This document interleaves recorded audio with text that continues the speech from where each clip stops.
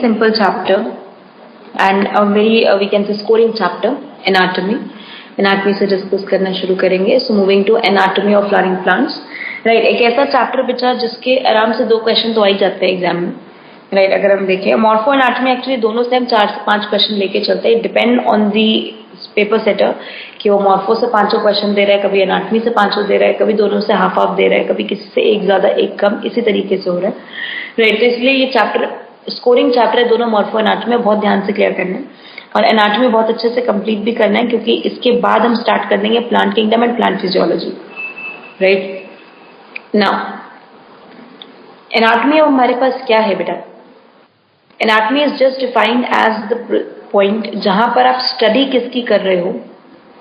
You are going to study the complete internal structure of the plant body. आप internal structure को study कर रहे हो कि उसके अंदर इंटरनल क्या क्या प्रेजेंट है. अभी तक आपने रूट देखा, आपने स्टेम देखा, लीफ देखा, फ्लावर पढ़ा, फ्रूट पढ़ा, सीड पढ़ा, हमने पहले ये चीजें पढ़ी है. Now it's the time when we will study कि हमारे पास किस तरीके से इंटरनली टिश्यू अरेंज है, कैसे इंटरनल पैकेजिंग प्रेजेंट है. राइट, वो तो उसके लिए सबसे पहले आज एक मैं बेसिक चीज पढ़ाऊंगी जिसके बेसिस पे पूरा चैप्टर टिका हुआ है. बहुत ध्यान से समझना ये पॉइंट. उसके बाद हम स्टार्ट करेंगे टाइप ऑफ टिश्यूज से. राइट, फिर उसके बाद टाइप ऑफ टिश्यू सिस्टम से, फिर उसके बाद आपका यहाँ पर anatomy of root stem leaf and then secondary growth. 4 topic इस चैप्टर में करने वाले. Right, starting with the first one, सबसे पहले से write the basic points for the chapter जहां पर मैं मेन सारे टिश्यूज के प्लांट के डिस्कस करूंगी. राइट, अगर मैं प्लांट की टिश्यूज की बात करती हूँ बेटा तो I can simply say that जो प्लांट के अंदर टिश्यूज प्रेजेंट है वो हम 2 कैटेगरी में डिवाइड करते हैं. One is called dividing tissue, another is non dividing tissue. I hope everyone know. Dividing tissue कौन से होते हैं हमारे पास? Meristematic tissue. और नॉन डिवाइडिंग टिश्यू कौन से होते हैं हमारे पास? Permanent tissue. Right, now let's start with the plant life cycle from the embryo itself. साथ साथ बनाते चले जाना जैसे जैसे मैं बताती जाऊंगी इसमें. नाउ हमने कहा अगर प्लांट के हम ग्रोथ और डेवलपमेंट की बात करते हैं सबसे पहले हम आते हैं with the first one that is the embryo. अब एम्ब्रियो अगर हमने डिफाइन किया तो एम्ब्रियो में है क्या? Embryo is only having the meristematic mass of the cell. अभी एम्ब्रियो ने डिफरेंशिएशन नहीं किया. एम्ब्रियो डिफरेंशिएट करता है तो आगे रेडिकल प्रिम्यूल और उससे आगे पूरा प्लांट बनना शुरू होता है, लेकिन एम्ब्रियो ने अभी डिफरेंशिएशन नहीं किया. It's just a meristematic mass of the cell जिसके अंदर जितने भी meristematic mass of the cell present है कॉल्ड प्रोमेरिस्टम. राइट, इन्हें हम क्या कहते हैं? प्रोमेरिस्टम. अब यही एम्ब्रियो एक यंग प्लांटलेट में डेवलप हुआ सीड जर्मिनेशन के बाद. जब ये यंग प्लांटलेट में डेवलप हुआ तो it will start with the primary growth. इसने बिगिन की अपनी प्राइमरी ग्रोथ. प्राइमरी ग्रोथ शुरू करते ही ये प्रोमेरिस्टम धीरे धीरे चेंज हो गया प्राइमरी मेरिस्टम के अंदर.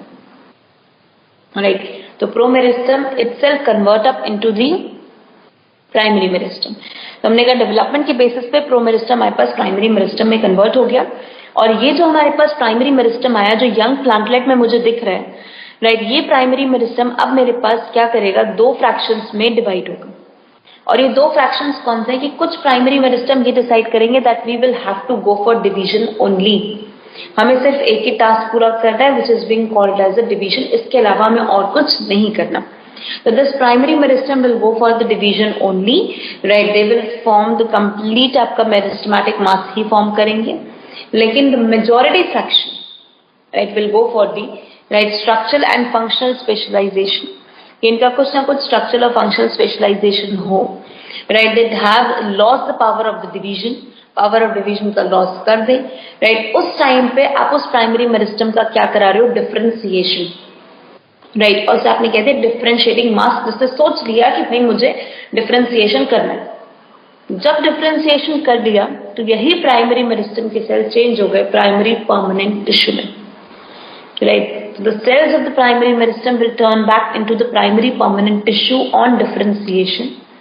And this meristematic mass which was there, जिसने कहा कि मैं डिवाइड करता रहूंगा, वो चेंज हो गया एपिकल मेरिस्टम और इंटरकैलरी मेरिस्टम. एपिकल मेरिस्टम जाके एपेक्स पे चला गया जिसने लेंथ बढ़ानी शुरू कर दी. इंटरकैलरी मेरिस्टम नोड्स इंटरनोड्स पे आ गया जिसने वापस से स्टेम की लेंथ बढ़ानी शुरू कर दी. प्राइमरी ग्रोथ में ये काम चलता रहा. तो हमने कहा primary growth is concern with increase in the length of the plant. ये प्राइमरी ग्रोथ कंसर्न है हमारे पास कि प्लांट के अंदर लेंथ जो है वो हमारे पास बढ़ती रहेगी, इंक्रीज होती रहेगी उसकी लेंथ. राइट, वो हमें दिख रहा है यहाँ पर. राइट, ये हमारे पास इस तरीके से प्रोसेस चल रहा है. नाउ अब हमने कहा कि इसमें जो प्राइमरी परमानेंट टिश्यू बने, आपको पता है सिंपल और complex permanent tissue, parenchyma, collenchyma, sclerenchyma, और कॉम्प्लेक्स में जाइलम एंड फ्लोएम। जब ये पूरा प्रोसेस चला, प्लांट की लेंथ बढ़ती रही, प्लांट धीरे धीरे एजिंग की तरफ बढ़ने लग गया। जब एजिंग की तरफ बढ़ा तो उसके टिश्यू का डैमेजिंग होनी शुरू हो गई, टिश्यूज डैमेज होने स्टार्ट हो गए। During this damaging of the tissue we will say the process begin which is called senescence. Right, एक प्रोसेस शुरू हुआ जिसको हमने डिफाइन किया सेनेसेंस। एंड सेनेसेंस एक ऐसा एजिंग फिनोमिनन जिसमें क्या हो रहा है, बेसिकली डिट्रॉइटेशन हो रहा है, सेल का डैमेज हो रहा है, जिसकी वजह से जो परमानेंट टिश्यू जो फंक्शन कर रहे थे, सबसे पहले डैमेज उनका होता है, they will get reduce in number. और मेन इफेक्ट इसमें पड़ा जाइलम एंड फ्लोएम पे। जाइलम और फ्लोएम के नंबर कम होने लग गए। जहां मैंने कहा भाई जाइलम और फ्लोएम के नंबर कम होने लग गए, तो अब बड़ी प्रॉब्लम हमारे पास क्या आ गई। द बिगेस्ट प्रॉब्लम इज कि जब जाइलम फ्लोएम के नंबर कम होने लग गए, राइट, तो मैं कैसे अब इस तरीके से जाइलम और फ्लोएम को रिन्यू करूं। How come the xylem and phloem will renew now, कैसे रिन्यू होंगे।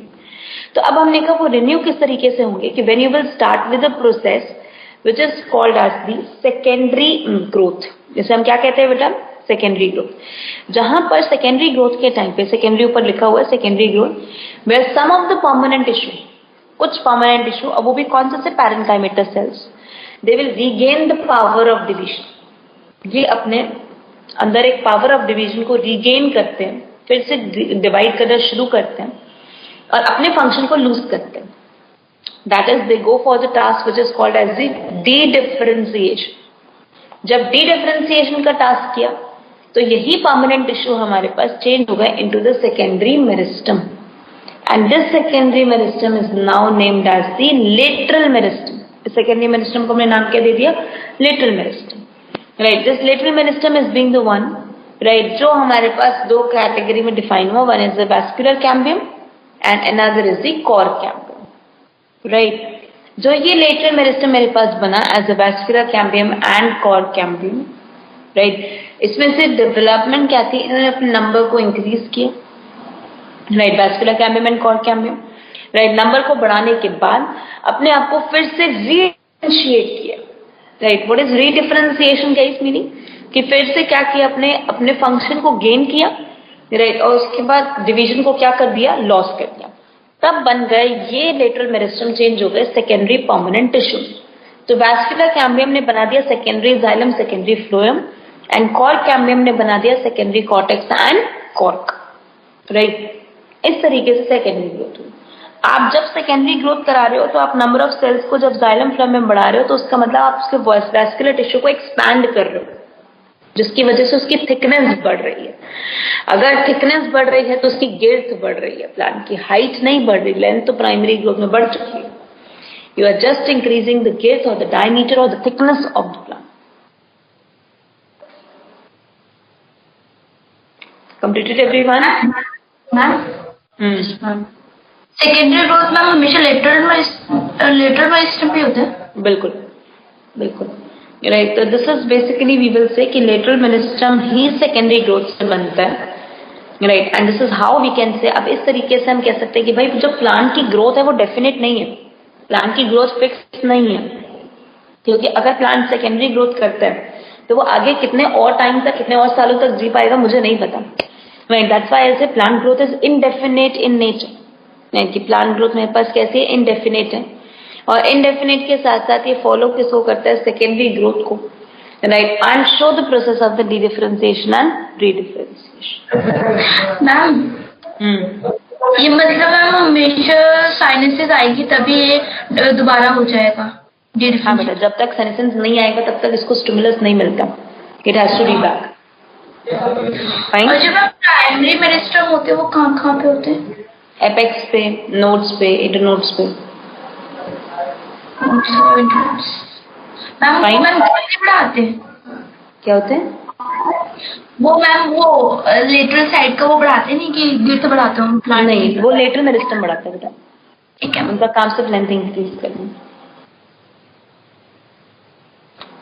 Yes guys, any other doubt? ये टास्क पूरा हुआ सबका अच्छे से? मैम इंटरकैलरी मेरिस्टम क्या बताया था? इंटर कैलोरी मेरिस्टम का मतलब अभी मैं डिटेल में पढ़ाने वाली हूँ। इंटर कैलोरी मेरिस्टम वो है हमारे पास जो बेसिकली नोड्स और इंटरनोड्स के बीच में प्रेजेंट है, जिसका काम है इंटरनोड्स को बढ़ाना ताकि length of the stem increase हो सके। Okay ma'am. कंप्लीटेड है हार्ड तक? Everyone understood it here? Now, let's state about the next part. Right? अब इसी के बाद पूरा फ्लोचार्ट नोट हो गया बच्चा? मैम। Yes बेटा। Any problem? ये मैं क्लास के बाद लिख लेंगे। क्या करना है?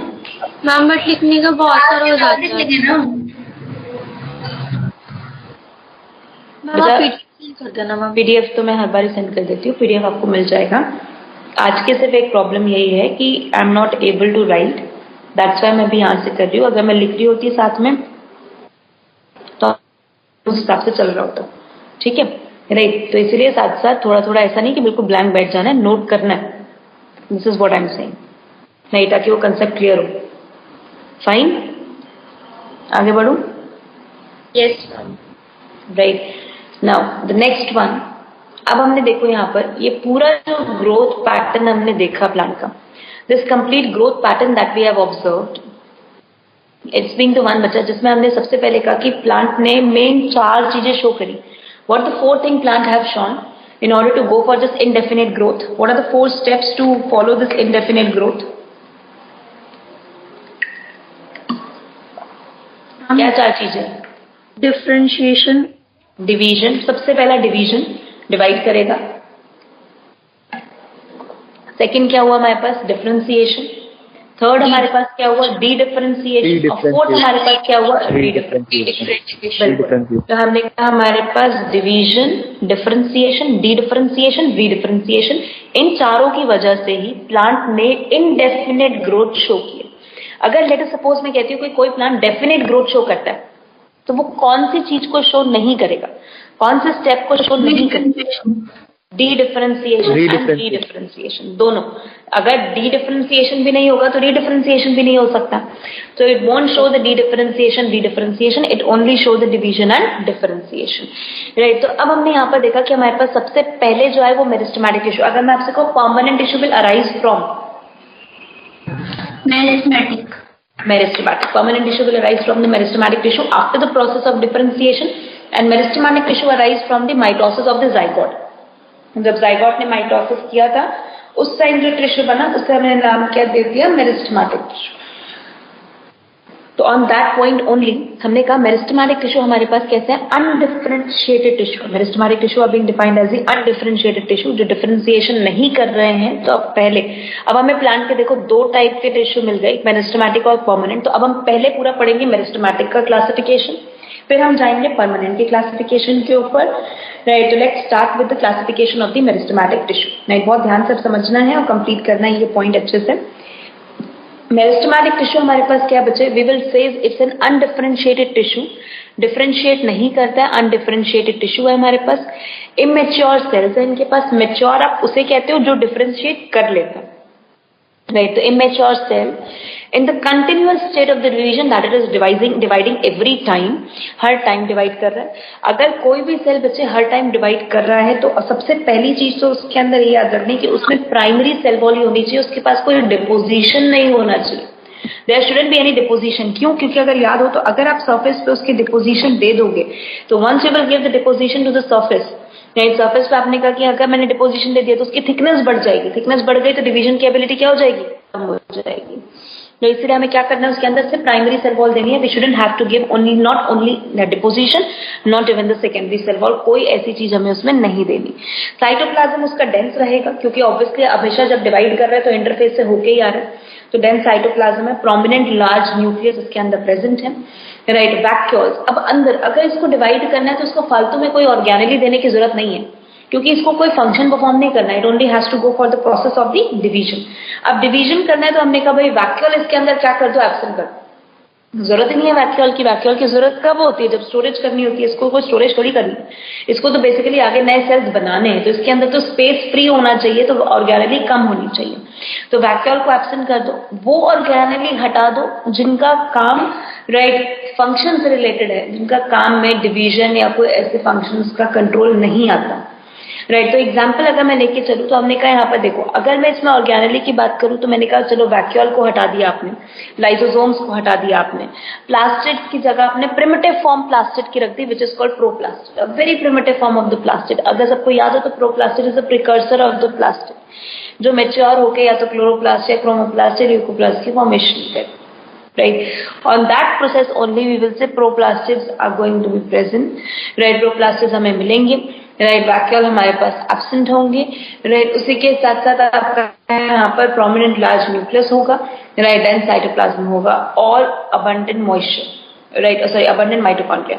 माइटोकॉन्ड्रिया के नंबर बहुत ज्यादा होंगे क्योंकि जितने ज्यादा नंबर माइटोकॉन्ड्रिया के दोगे उतना ही क्या होगा हमारे पास एटीपी का सिंथेसिस फाइन राइट, और उतना ही वो डिवीजन में क्या करेगा हमारे पास हेल्प करेगा राइट। तो हमने कहा माइटोकॉन्ड्रिया के नंबर बढ़ा दो और इंटरसेल्युलर स्पेसेस को क्या कर दो absent, no intercellular spaces in between these cells, void space नहीं होना चाहिए। वैसे भी इनका काम ही होता है वॉइड को फिल करना, तो वॉइड स्पेस बीच में होना नहीं चाहिए।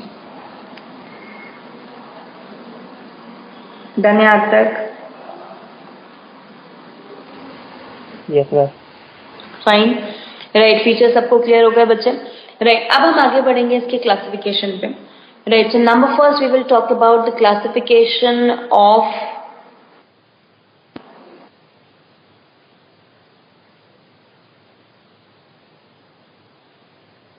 Meristematic tissue on the base of origin and development. जो भी मैंने अभी समझाए थे पॉइंट, वही वाली चीज है फिर से राइट। तो हमने कहा ओरिजिन और डेवलपमेंट के बेसिस पे कि कहाँ से ओरिजिनेट होता है और किस चीज को बनाने की कोशिश करते हैं।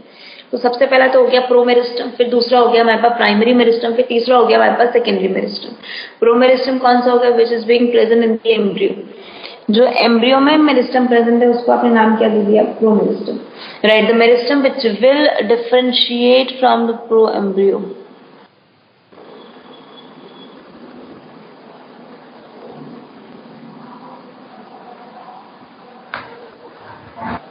right. Now see, promeristem is being the one बेटा embryo meristem जिसके पास पोटेंशियल है कि वो मल्टीप्लाई करता रहेगा and give rise to the, और किसको राइज करेगा? प्राइमरी मेरिस्टम को। जबकि प्राइमरी मेरिस्टम हमारे पास क्या है? Primary meristem is being the one जो प्राइमरी ग्रोथ कराएगा which is able to increase the length, basically उसकी इंक्रीज करेगा राइट। आपका प्लांट की स्पील से involve in the primary growth of the plant और प्रेजेंट एट एपेक्स और इंटरकैलरी पोजीशन। क्या मिलेंगे इसका? अगर एपेक्स पे होगा तो कौन सा हो जाएगा? Apical meristem right. एंड बिल्कुल, और इंटरकैलरी पे प्रेजेंट है तो हमारे पास इंटरकैलरी मेरिस्टम, तो it will increase the length of the plant right. उसी के बाद हमने कहा right we will see some cells still remain as dividing cells right. अभी भी कुछ सेल्स हमारे पास डिवाइडिंग सेल्स की तरह रहेंगे, जबकि कुछ सेल्स आपके डिफरेंशिएटेड रहेंगे प्राइमरी परमानेंट टिश्यू की फॉर्म। मैम हाँ जी मैम, आपके आवाज में बीच बीच में वैसे हो रहे जैसे कि बंद हो जा रही है या फिर ऐसा लग रहा है कि आप सो गए हैं, ऐसी वाली आवाज आ रही है। कैसे? एक सेकेंड एवरीवन। अब मैम सही आ रही है, अब आ रही है सही मैम, बीच बीच में पता नहीं कैसे आवाज आ रही है। ओके एक सेकेंड रुको, एक मैं नेट चेक करती हूँ। सही आ रही है आवाज। आवाज तो मुझे लगता नहीं कोई प्रॉब्लम होगी वॉइस में बीच में कोई। नो मैम सही आ रही थी।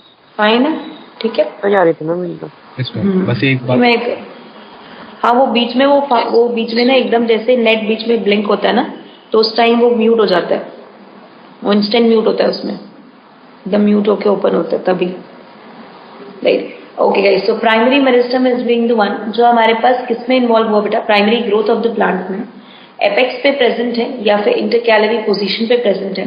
तो जैसे अभी हमने कहा था कि कुछ सेल्स आपके डिवाइडिंग सेल्स की तरह रहेंगे और कुछ सेल्स आपके यहाँ पर डिफरेंशिएट हो जाएंगे to form the primary permanent tissue right. तो एग्जाम्पल कौन से हो गए प्राइमरी मेरिस्टम के? हमारे पास apical meristem and intercalary meristem जो हमने यहाँ पर डिफाइन कर दिया। नेक्स्ट अब हमने कहा यहाँ पर सेकेंडरी मेरिस्टम। सेकेंडरी मेरिस्टम कौन से राइट, जो किससे ओरिजिनेट हुए हैं? From the D differentiation of the primary permanent tissue. Primary permanent tissue की डी डिफरेंशिएशन से ओरिजिनेट हुए। डी डिफरेंशिएशन से कैसे ओरिजिनेट हुए? मतलब बच्चे, right, we will say they are being the one, जो प्राइमरी परमानेंट टिश्यू जो है हमारे पास, राइट, जब उसने अपनी एबिलिटी जो है रीगेन कर ली, डिवीजन की, और लॉस कर दी अपनी एबिलिटी फंक्शन की, तो उस टाइम वो डी डिफरेंशिएशन से ओरिजिनेट हुए एंड सेकेंडरी ग्रोथ में इन्वॉल्व हुए और रीडिफरेंशिएट हो गए सेकेंडरी परमानेंट टिश्यू बनाने में, as called lateral meristem. Then यहाँ तक का point, right? So this is what we will say as the first category for the classification as the promeristem, primary meristem and secondary meristem on the basis of the origin and development. अब उसी के बाद next category पे चलते हैं on the basis of location. Location के basis पे हम इसे कैसे डिफाइन करते हैं? लोकेशन का मतलब अगर हम प्लांट बॉडी में देखें तो किस जगह पे हमारे पास कौन सा मेरिस्टम लोकेटेड है, उसके बेसिस पे हम डिफाइन करेंगे। लोकेशन के बेसिस पे we can either say it's being the apical meristem, intercalary meristem, और we can say it to be the lateral meristem. Now just a second.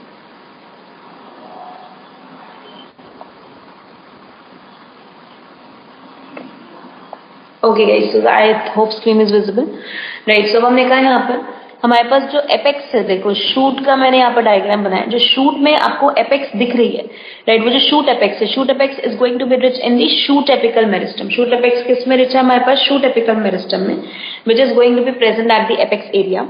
फिर उसके बाद हमने कहा the next one is the intercalary meristem. देखो ध्यान से, जो नोड्स की साइड में या इंटरनोडल एरिया में प्रेजेंट है, which is being present below और अबव द नोड और इन बिटवीन द नोड्स और edges of the node. Node के एजेस पे होना, इंटरनोड के बीच में होना, राइट, या फिर बिलो और अबव द नोड होना, राइट। तो लाइक सिंपल पैचेस की तरह होना, तो भी हम उसको कह सकते हैं। तो उसे हमने क्या क्या डिफाइन कर दिया? Intercalary meristem. And this is during the primary growth, right. जब सेकेंडरी ग्रोथ में प्लांट जाता है तब जो लेटरल एजेस के साइड पे, लेटरल एजेस पे हमें मिलता है, राइट, स्टेम के, तो उसे हम नाम क्या देते हैं? On the lateral edges of the plant called lateral meristem, which is only developed during the secondary growth of the plant, right, जिसकी डेवलपमेंट सिर्फ और सिर्फ कब होगी? हमारे पास during the secondary growth of the plant.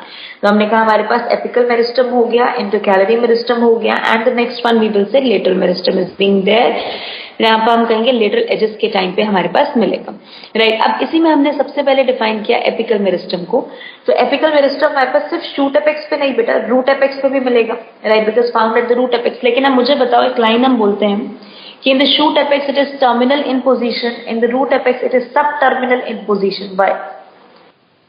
In the shoot apex, apical meristem is terminal in position. In the root apex it is subterminal in position.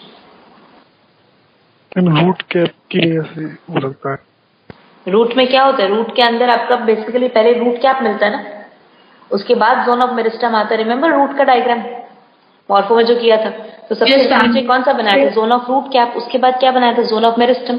तो zone of root cap सबसे नीचे है ना, लेकिन शूट में तो कोई root cap का स्ट्रक्चर नहीं है ना।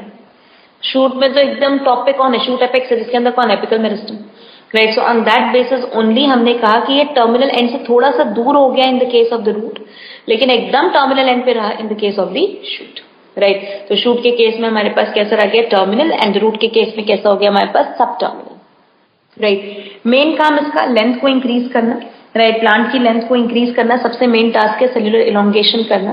फिर उसके बाद हमने का क्या होता है, धीरे धीरे जब आपका ये एपेक्स पे होता है ना, तो it start migrating to the axil of the stem branch. नीचे छोटे छोटे क्रीसेस में आना शुरू होता है।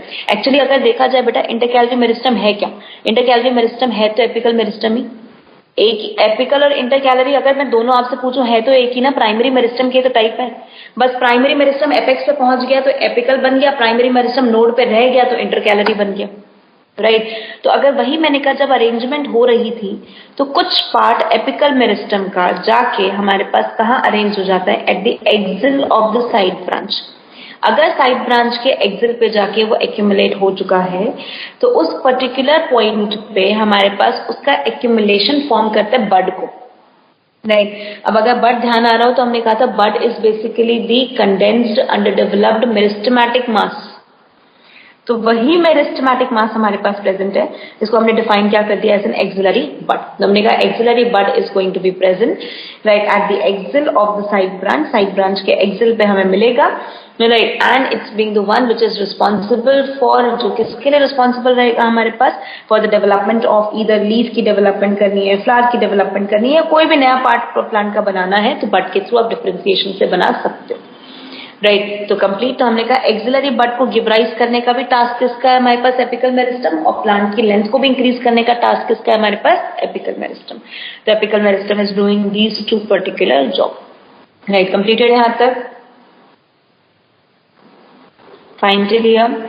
Now the next one, intercalary meristem. अब इंटरकैलरी मेरिस्टम हमारे पास क्या होता है, तो हमने कहा intercalary meristem is being the one right, जो क्या करेगा बेसिकली एट दी नोड्स और इंटरनोड्स के एरिया पे जो प्रेजेंट है, it is going to increase the internodal length. अब बहुत ध्यान से इस पॉइंट को, हमने कहा अगर मेरे पास मान लो कुछ प्लांट्स है जो रोजिटी प्लांट्स है, रोजिटी प्लांट क्या होते हैं, जो शॉर्ट हाइट प्लांट्स होते हैं, जिनकी हाइट बहुत छोटी होती है, क्यों, क्योंकि उनके नोड्स ना एक दूसरे के पास पास होती है, इंटरनोड्स बहुत कम होते हैं। They have a very less internodes. They have the nodes which are in contact with each other at a very high rate. बहुत अच्छे से nodes एक दूसरे से connected हैं. Internodes बिल्कुल भी नहीं है. उस टाइम पे at that moment itself, right, internodes को बढ़ाने का काम, internodes की length को बढ़ाने का काम हमारे पास कौन करता है, intercalary meristem. So intercalary meristem is going to increase the internodal section of the plant, that is internodal elongation कराएगा किसके अंदर, rosety plant के अंदर राइट। और क्या प्रोसेस को हम कहेंगे, the process is called bolting right. Process को हम नाम क्या देंगे, bolting, under the influence of किसको यूज करके, GA3 को यूज करके। GA3 क्या होता है, what is it, GA3 gibberellic acid right, gibberellic acid. तो हमने कहा गिबरेलिक एसिड करके, हाँ बिल्कुल, गिबरेलिक एसिड को यूज करके हमारे पास रोजिटी प्लांट के अंदर बोल्टिंग का प्रोसेस कराता है right, that is internodal expansion कराता है, इंटरनोडल इलोंगेशन कराता है। तो ये पार्ट हो गया हमारे पास एज द इंटरकैलरी मेरिस्टम का पोर्शन। फिर उसी के बाद हमने कहा it is causing the revival in the grass length, grasses की लेंथ को रिवाइव करता है। रिवाइव का मतलब, let us suppose grasses are being grazed by the cattles और द एनिमल्स, तो उसकी लेंथ को वापस से रीजनरेट कराना राइट। जो ग्रासेस ईटन अप हो जाती हैं हर्बीवोर्स के थ्रू राइट, उनका जो नीचे पार्ट ऑफ प्लांट रह जाता है, वहीं पर इंटरकैलरी मेरिस्टम जो है मल्टीप्लाई करके वापस से उसकी टिप को दोबारा से गिव बर्थ करता है, रीजनरेट करता है राइट। तो उसको पूरा रिन्यू करना मीन्स उसका पूरा रिवाइवल करना ग्रास की लेंथ का, when being grazed by the cattle, तो वो भी किसका काम है हमारे पास, इंटरकैलरी मेरिस्टम का। तो इंटरकैलरी मेरिस्टम का काम इंटरनोडल सेक्शन को इंक्रीज करना, बोल्टिंग प्रैक्टिस करना, उसी के साथ साथ ग्रासेस के अंदर रीजनरेशन जो है हमारे पास उसको भी मेंटेन करके रखना right, that is regeneration of grassland, revival of the grassland को भी करा के रखना, that is being the task of the intercalary meristem. Done.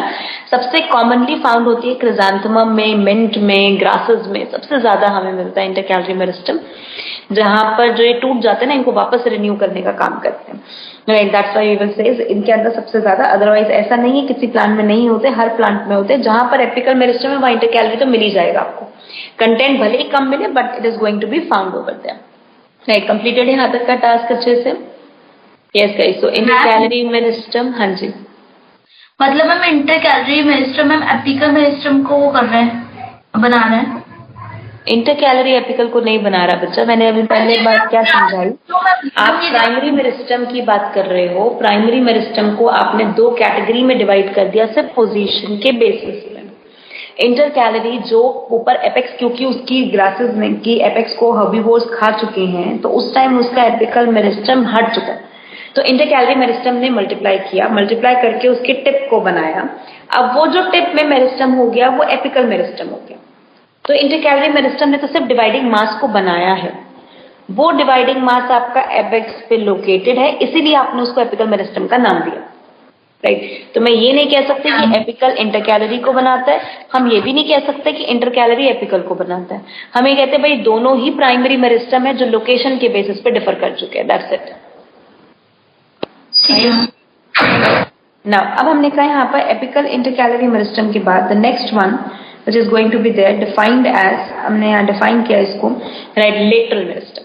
अब लेटरल मेरिस्टम मेरे पास कब बन रहा है, only during the secondary growth. So secondary growth के टाइम पे बनेगा जिसका मेन काम होगा हमारे पास सिर्फ और सिर्फ क्या करना, प्लांट की गिल्स को इंक्रीज करना, right, only to increase the गिल्स ऑफ द प्लांट। अब प्लांट की गिल्स को इंक्रीज करना अगर इसका सिर्फ और सिर्फ एक काम है, तो थिकनेस को किस तरीके से इंक्रीज करता है, how it is going to do that we are going to start with, right. So let's begin with this thing कि कैसे ये बेसिकली गिल्स को, थिकनेस को इंक्रीज करता है। तो हमने कहा बच्चा सेकेंडरी ग्रोथ के टाइम पे it is going to be responsible for the task which is being called as the redifferentiation। पहले डिवाइड करके फिर रीडिफरेंशिएशन करना शुरू करेगा। तो अब जब डिवाइड करके रीडिफरेंशिएशन करना शुरू कर रहा है हमारे पास, तो वहीं पर जो पहले डिवाइड हुआ है वो कौन से मास है, दैट इज द कैम्बियम। जैसे हमने कहा वैस्कुलर कैम्बियम जो वैस्कुलर टिश्यूज में बन रहा है, और कॉर कैम्बियम हमारे पास जो ग्राउंड टिश्यू सिस्टम में बन रहा है। तो अब पूरी डिटेलिंग तो मैं बाद में आपको पढ़ाऊंगी इसकी, लेकिन उससे पहले वैस्कुलर कैम्बियम की अगर मैं बात करती हूँ तो वैस्कुलर कैम्बियम मेरे पास वो है जो वैस्कुलर बंडल के अंदर डाइकॉट स्टेम में हमारे पास प्रेजेंट होता है। तो इसकी दो कैटेगरी होती है। एक है आपका जो वैस्कुलर बंडल में फ्रॉम द स्टार्टिंग प्रेजेंट है in the dicot stem, that cambium is being called इंट्राफैसिकुलर cambium. Means fascicle का मतलब क्या होता है, बंडल, जो आप जू में भी पढ़ते हो, फैसिकल मीन्स बंडल, राइट। तो हमने कहा ये एक बंडल है। इस बंडल में वैस्कुलर बंडल क्यों कहा, क्योंकि इसमें वैस्कुलर टिश्यू है, that is xylem and phloem, तो इसलिए हमने इसको वैस्कुलर बंडल का नाम दिया। जाइलम हमारे पास, जाइलम और फ्लोएम इन दोनों के बीच में, राइट, हमारे पास there is being the presence of the meristem mass present है बीच में, जिसे आपने नाम दे दिया इंट्राफैसिकुलर कैम्बियम।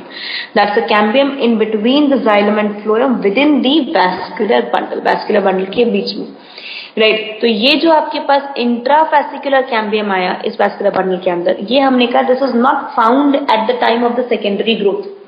ये एक्चुअली बना प्राइमरी मेरिस्टम से, it is primary in origin, right, only in the dicot stem. लेकिन ये काम नहीं करता, ये काम कब करता है, सेकेंडरी ग्रोथ के टाइम पे। It will function, it will divide, it will redifferentiate only at the time of the secondary growth. तो इस कैम्बियम को मैंने नाम क्या दे दिया बेटा, that it is being the one which is primary in origin but secondary in function. जब सेकेंडरी ग्रोथ शुरू होती है तो वैस्कुलर बंडल्स के बीच में जो कैम्बियम प्रेजेंट है, राइट, अंदर जो विद इन द बंडल जो कैम्बियम प्रेजेंट है, उसके साथ साथ एक कैम्बियम और डेवलप हो जाता है, and that cambium is being the one जो डेवलप किसके बीच में हो रहा है, ध्यान से देखो, right, which is being developing in between the two bundles. दो बंडल्स के बीच में ये कैम्बियम डेवलप हुआ, एंड जो कैम्बियम इन दो बंडल्स के बीच में डेवलप हुआ उसे हमने क्या कह दिया, इंटरफैसिकुलर, दैट इज दो बंडल्स के बीच में इंटरफैसिकुलर। ये कैम्बियम डेवलप भी सेकेंडरी ग्रोथ के time as from secondary meristem होता है, और ये कैम्बियम फंक्शन भी सेकेंडरी ग्रोथ के टाइम पे करता है। तो हमने कहा it is going to be secondary in function and secondary in origin. तो वैस्कुलर कैम्बियम हमारे पास सिर्फ और सिर्फ सबसे पहली चीज बेटा डाइकॉट्स में मिलता है, in the dicot root and the dicot stem. Dicot root में वैस्कुलर कैम्बियम की कोई क्लासिफिकेशन नहीं होती। डाइकॉट स्टेम में वैस्कुलर कैम्बियम की क्लासिफिकेशन मिलती है as intrafascicular and interfascicular. Within the bundle जो मिल रहा है वो इंट्राफैसिकुलर, जो मिल शुरू से रहा था लेकिन उसका काम अभी शुरू हुआ है, राइट, और जो अब सेकेंडरी ग्रोथ के टाइम ही बना है उसको हमने नाम दिया इंटरफैसिकुलर cambium. We will say interfascicular cambium which is secondary in origin and secondary in function. Fine everyone? Ma'am ma'am आपने रूट और शूट वाला वो जो बताया था वो वाला एक और बता दो। I said vascular cambium is observed in dicot root and dicot shoot, इन दोनों में ही बनता है, dicot root, dicot stem में। dicot root में vascular cambium का कोई डिफरेंशिएशन इंट्रा या इंटर में नहीं होता, राइट। डाइकॉट स्टेम के अंदर इनका क्लासिफिकेशन हमें मिलता है, जहां पर डाइकॉट स्टेम में जो शुरू से बना हुआ होता है वो इंट्राफैसिकुलर, जो ग्रोथ के टाइम, सेकेंडरी ग्रोथ के टाइम बनता है वो इंटरफैसिकुलर। अब समझ आया पॉइंट? अच्छा मैम, ये दोनों मतलब डाइकॉट स्टेम में मिलते हैं दोनों। हाँ, राइट। नाउ नेक्स्ट वन, अब हमने कहा वैस्कुलर कैम्बियम के बाद हमें एक और मिलता है which is called as a cork cambium. जो कॉर कैम्बियम हम डिफाइन कर रहे हैं, the cork cambium is being the one जो हमें कहाँ मिल रहा है, in the ground tissue system, which is found in the ground tissue system, जिसका काम है एक्स्ट्रा स्टीलर सेकेंडरी ग्रोथ करना, now what is this extrastelar secondary growth? Extrastelar secondary growth का मतलब हमारे पास सेकेंडरी ग्रोथ दो तरीके से होती है, एक होती है स्टीलर सेकेंडरी ग्रोथ, एक होती है extrastelar secondary growth. Means one secondary growth is being the one, right, जिसको हम डिफाइन करते हैं, राइट, कि अब हमारे पास एक्स्ट्रास्टीलर का मतलब जिसमें स्टील, हमारे पास एक पोर्शन होता है जिसमें वैस्कुलर टिश्यू होता है। ये वैस्कुलर टिश्यू की ग्रोथ नहीं है, ये वैस्कुलर टिश्यू के बाहर ग्राउंड टिश्यू की ग्रोथ है, इसलिए हमने इसे नाम क्या दिया, एक्स्ट्रास्टीलर सेकेंडरी ग्रोथ, की ये वैस्कुलर टिश्यू के बाहर ग्रोथ हो रही है, राइट, दैट्स व्हाई। और स्टील अभी मैं आगे पढ़ाऊंगी आपको टिश्यू सिस्टम के अंदर। स्टील बेसिकली मींस जो इंक्लूड करता है वैस्कुलर टिश्यू सिस्टम को, राइट, जो वैस्कुलर टिश्यू सिस्टम को इंक्लूड करता है उसको हम स्टील का नाम देते हैं। समझ आ रहा है? मतलब जो एंडोडर्मिस से नीचे है, जो पेरिसाइकिल का पार्ट है, पेरिसाइकिल से लेके आगे तक का वो सारा स्टील है, बिल्कुल वो सारा स्टील है। और पेरिसाइकिल के ऊपर वाला जितना पार्ट है वो सारा आपका यहाँ पर एक्स्ट्रास्टीलर पार्ट है, राइट। तो अभी के लिए सिर्फ वर्ड याद रखो, अभी मैं आज की क्लास में आपसे डिस्कस कर लूंगी स्टील के बारे में भी, आज तो नहीं, लेकिन नेक्स्ट क्लास में भले, फाइन, ठीक है, राइट। तो सेकेंडरी कॉर्टेक्स की फॉर्मेशन करना, that task of the cork cambium, secondary xylem, secondary phloem की डेवलपमेंट करना, राइट। तो we will say it's going to be the one which is defined as the आपका complete meristematic part जो हमने कहा, right. Secondary growth develop करना, secondary growth form करना, secondary xylem, secondary phloem बनाना या फिर सेकेंडरी कॉर्टेक्स बनाना, राइट। तो ये हमारे पास हो गया मेरिस्टेम का classification. Everyone got this thing now? Done है? अच्छे से, फाइन, यस। नाउ अब हमने कहा इसके बाद, right, the next thing is, right, कि जब हम इसमें ये डिफाइन करते हैं, एक second,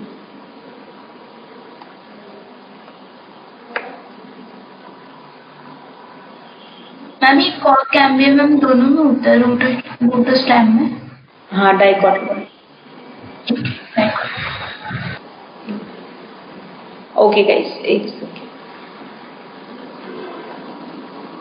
now in the condition, अब अगर हम इसमें देखें यहाँ पर, सो वी से see the first line, इंट्राफैसिकुलर cambium is primary in origin while interfascicular cambium is secondary in origin, दिख रहा है, but both are secondary in function, right, दोनों secondary हैं function में, right, इसी वजह से थोड़ा मैंने zoom किया इसलिए blur लग रहा है, right। तो but line जो लिखी हुई है that is intrafascicular cambium is primary in origin and interfascicular cambium is secondary in origin, but both are secondary in function। function करने में दोनों हमारे पास secondary ही हमें मिलेंगे, right. So that's basically being the point. Now अब एक class और मेरिस्टेम की है on the basis of their fate, fate के बेसिस पे। अभी हमने पहले किया ओरिजिन डेवलपमेंट के बेसिस पे, फिर दूसरा हमने किया लोकेशन के बेसिस पे, अब तीसरा क्लासिफिकेशन क्राइटेरिया है इसका on the base of fate. Fate का मतलब होता है फ्यूचर, इनका आगे फ्यूचर का होगा, और ये आपको या तो मैंने रूट में पढ़ाया भी था,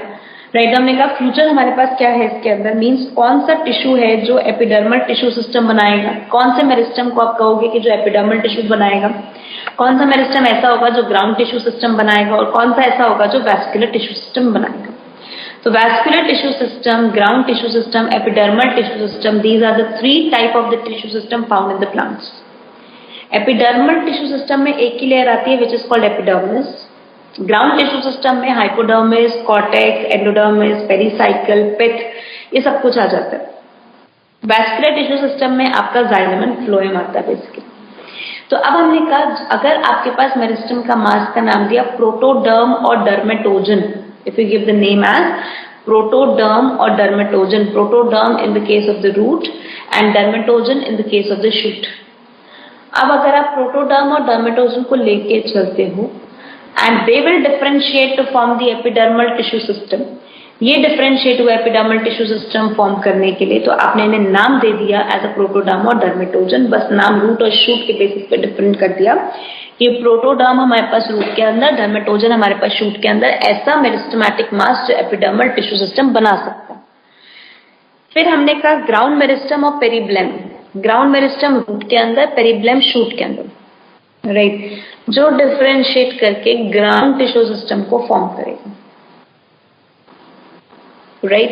that is ground tissue system में कॉर्टेक्स और एंडोडर्मिस को, पेरिसाइकिल को नहीं, Procambium and plerome, right? Procambium again in the case of the root and plerome in the case of the shoot, right? They will differentiate to form the pericycle and vascular tissue system. तो अब यही point है कि pericycle plus vascular tissue system को हम steel कहते हैं. तो स्टील हो गया हमारे पास pericycle plus vascular tissue system. उसके बाहर वाला सारा area that is endodermis, cortex, epidermis, hypodermis, ये सारा का सारा पार्ट हमारे पास किस में चला गया in the condition which is called right extra stealer portion. Ma'am वो कैम्बियम वाली लाइन मैम फिर बता दो. क्या बेटा? मुझे मैम एक्स्ट्रा स्टीलर वाली नहीं थी लाइन कैम्बियम में. हमने ये कहा पेरिसाइकिल में वैस्कुलर टिश्यू सिस्टम को क्लब कर दो तो we just regard it as a stele. उतना पोर्शन स्टील का, उससे बाहर का सारा पोर्शन आपका यहाँ पर एक्स्ट्रा स्टीलर. तो जो कॉर कैम्बियम है उसको आप एक्स्ट्रा स्टीलर कैम्बियम भी कह सकते हैं, और जो वैस्कुलर कैम्बियम है वो आपके पास स्टीलर कैम्बियम है.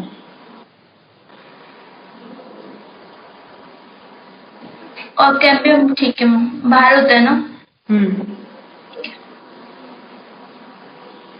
फाइन एवरीवन, मेरिस्टेमेटिक मास कंप्लीट हुआ पूरा अच्छे से. Yes. Great. Now moving to the next one, that is the permanent tissue. Permanent tissue की प्रॉपर्टी क्या होगी? अच्छा, मेरिस्टेमेटिक टिश्यूज हमारे पास कौन सी phase of the cell cycle में सबसे ज्यादा मिलेंगे आपको? In which phase of the cell cycle do meristematic cells are majorly found?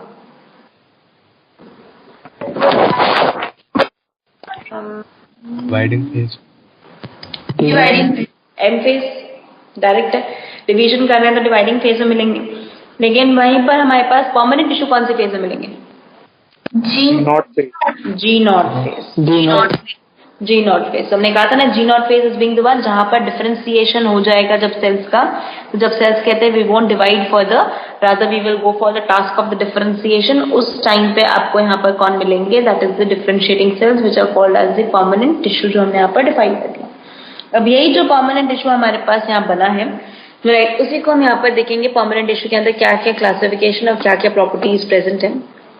Right now see everyone, permanent tissue हमने क्या कहा? स्ट्रक्चरली एंड फंक्शनली स्पेशलाइज्ड, जो स्ट्रक्चर्स के हिसाब से भी और फंक्शन के हिसाब से भी स्पेशलाइज्ड है.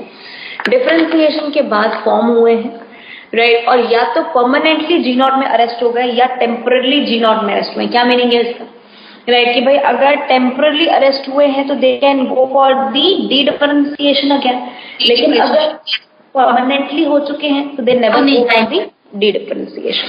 राइट, ऑन दैट टास्क हमने यहाँ पर डिफाइन किया कि हमारे पास ये जी नॉट में परमानेंटली अरेस्टेड है या फिर टेम्परली अरेस्टेड है. राइट, तो हम कह देंगे कि भाई जी नॉट में तो रहेंगे लेकिन स्टेट टारगेट का डिपेंड करेगा. अब इन्हीं परमानेंट टिश्यू को, जिनको हमने कहा स्ट्रक्चरली एंड फंक्शनली स्पेशलाइज्ड हैं कि प्रॉपर फंक्शन कर सकते हैं, इनका एक डिफाइंड स्ट्रक्चर मिलेगा आपको हर एक का अलग अलग, राइट, जिसके बेसिस पे हमने इनको दो मेन कैटेगरीज में क्लासिफाई कर दिया as a simple permanent tissue and a complex permanent tissue. Simple permanent tissue हम किसे कहते हैं? वो टिश्यू जो हमारे पास एक्चुअल में एक टाइप के सिमिलर टाइप ऑफ सेल से मिला के बना हुआ, right, which is being formed by fusing the similar type of the cells together. कि जैसे आपने कहा पैरेन्काइमा एक ही टाइप का सेल होगा, बस उसके नंबर्स बहुत सारे होंगे, तो आपने टिश्यू बता दिया उसको. Similar with that of the collenchyma, similar with that of the sclerenchyma. हमने कहा parenchyma, collenchyma, sclerenchyma are the simple permanent tissue, while at the same time xylem and phloem will become the complex permanent tissue. Right, अब अगर हमने parenchyma को define किया तो यहाँ पर ध्यान से देखो, पैरेन्काइमा जब हम डिफाइन करते हैं तो parenchyma are being the one which are living in nature. Right, तो अब यहाँ साइड में डायग्राम मैंने बनाया, देखो ध्यान से. इसमें पैरेन्काइमा हम कहते हैं वो हमारे पास सेल्स हैं which are living in nature, right, जो हमारे पास लिविंग है. लिविंग का मतलब they have a well developed cytoplasm, well developed nucleus, then cytoplasm, prominent nucleus present है. right, कोई deposition इनके surface पे हमें नहीं मिलेगी, they don't have any deposition on the surface. right, their cells are equal in diameter, isodiametric मिलेंगे, multiple shapes होंगी अलग अलग, लेकिन आपको मिलेंगे आइसोडायमेट्रिक इन नेचर. राइट, सेल्यूलोस या पेक्टोसेल्यूलोस, सेल्यूलोस या pectin along with the cellulose की सेल वॉल है. विदाउट एनी स्पेसिफिक डिपोजिशन, कोई स्पेसिफिक डिपोजिशन इनके सरफेस पे नहीं मिलेगी, राइट। जो वैक्यूल होगी इनके अंदर, राइट, क्योंकि पैरेन्काइमा का मेन काम बच्चे स्टोरेज का है। अगर मेन काम स्टोरेज का है तो they are going to have the vacuole. इनके पास क्या प्रेजेंट है? वैक्यूल प्रेजेंट है, राइट। अगर वैक्यूल प्रेजेंट है इनके पास तो हमने कहा large size vacuole is there and going to perform the storage function को परफॉर्म करेंगे, राइट। अब because they are being the one जो क्लोजली पैक्ड भी होते हैं और लूजली पैक्ड भी होते हैं, दोनों टाइप के हमें मिलता है। अगर ये क्लोजली पैक्ड हैं तो इनके अंदर इंटरसेल्युलर स्पेसेस बहुत स्मॉल होंगे, रिड्यूस्ड होंगे या नियरली एब्सेंट भी होंगे।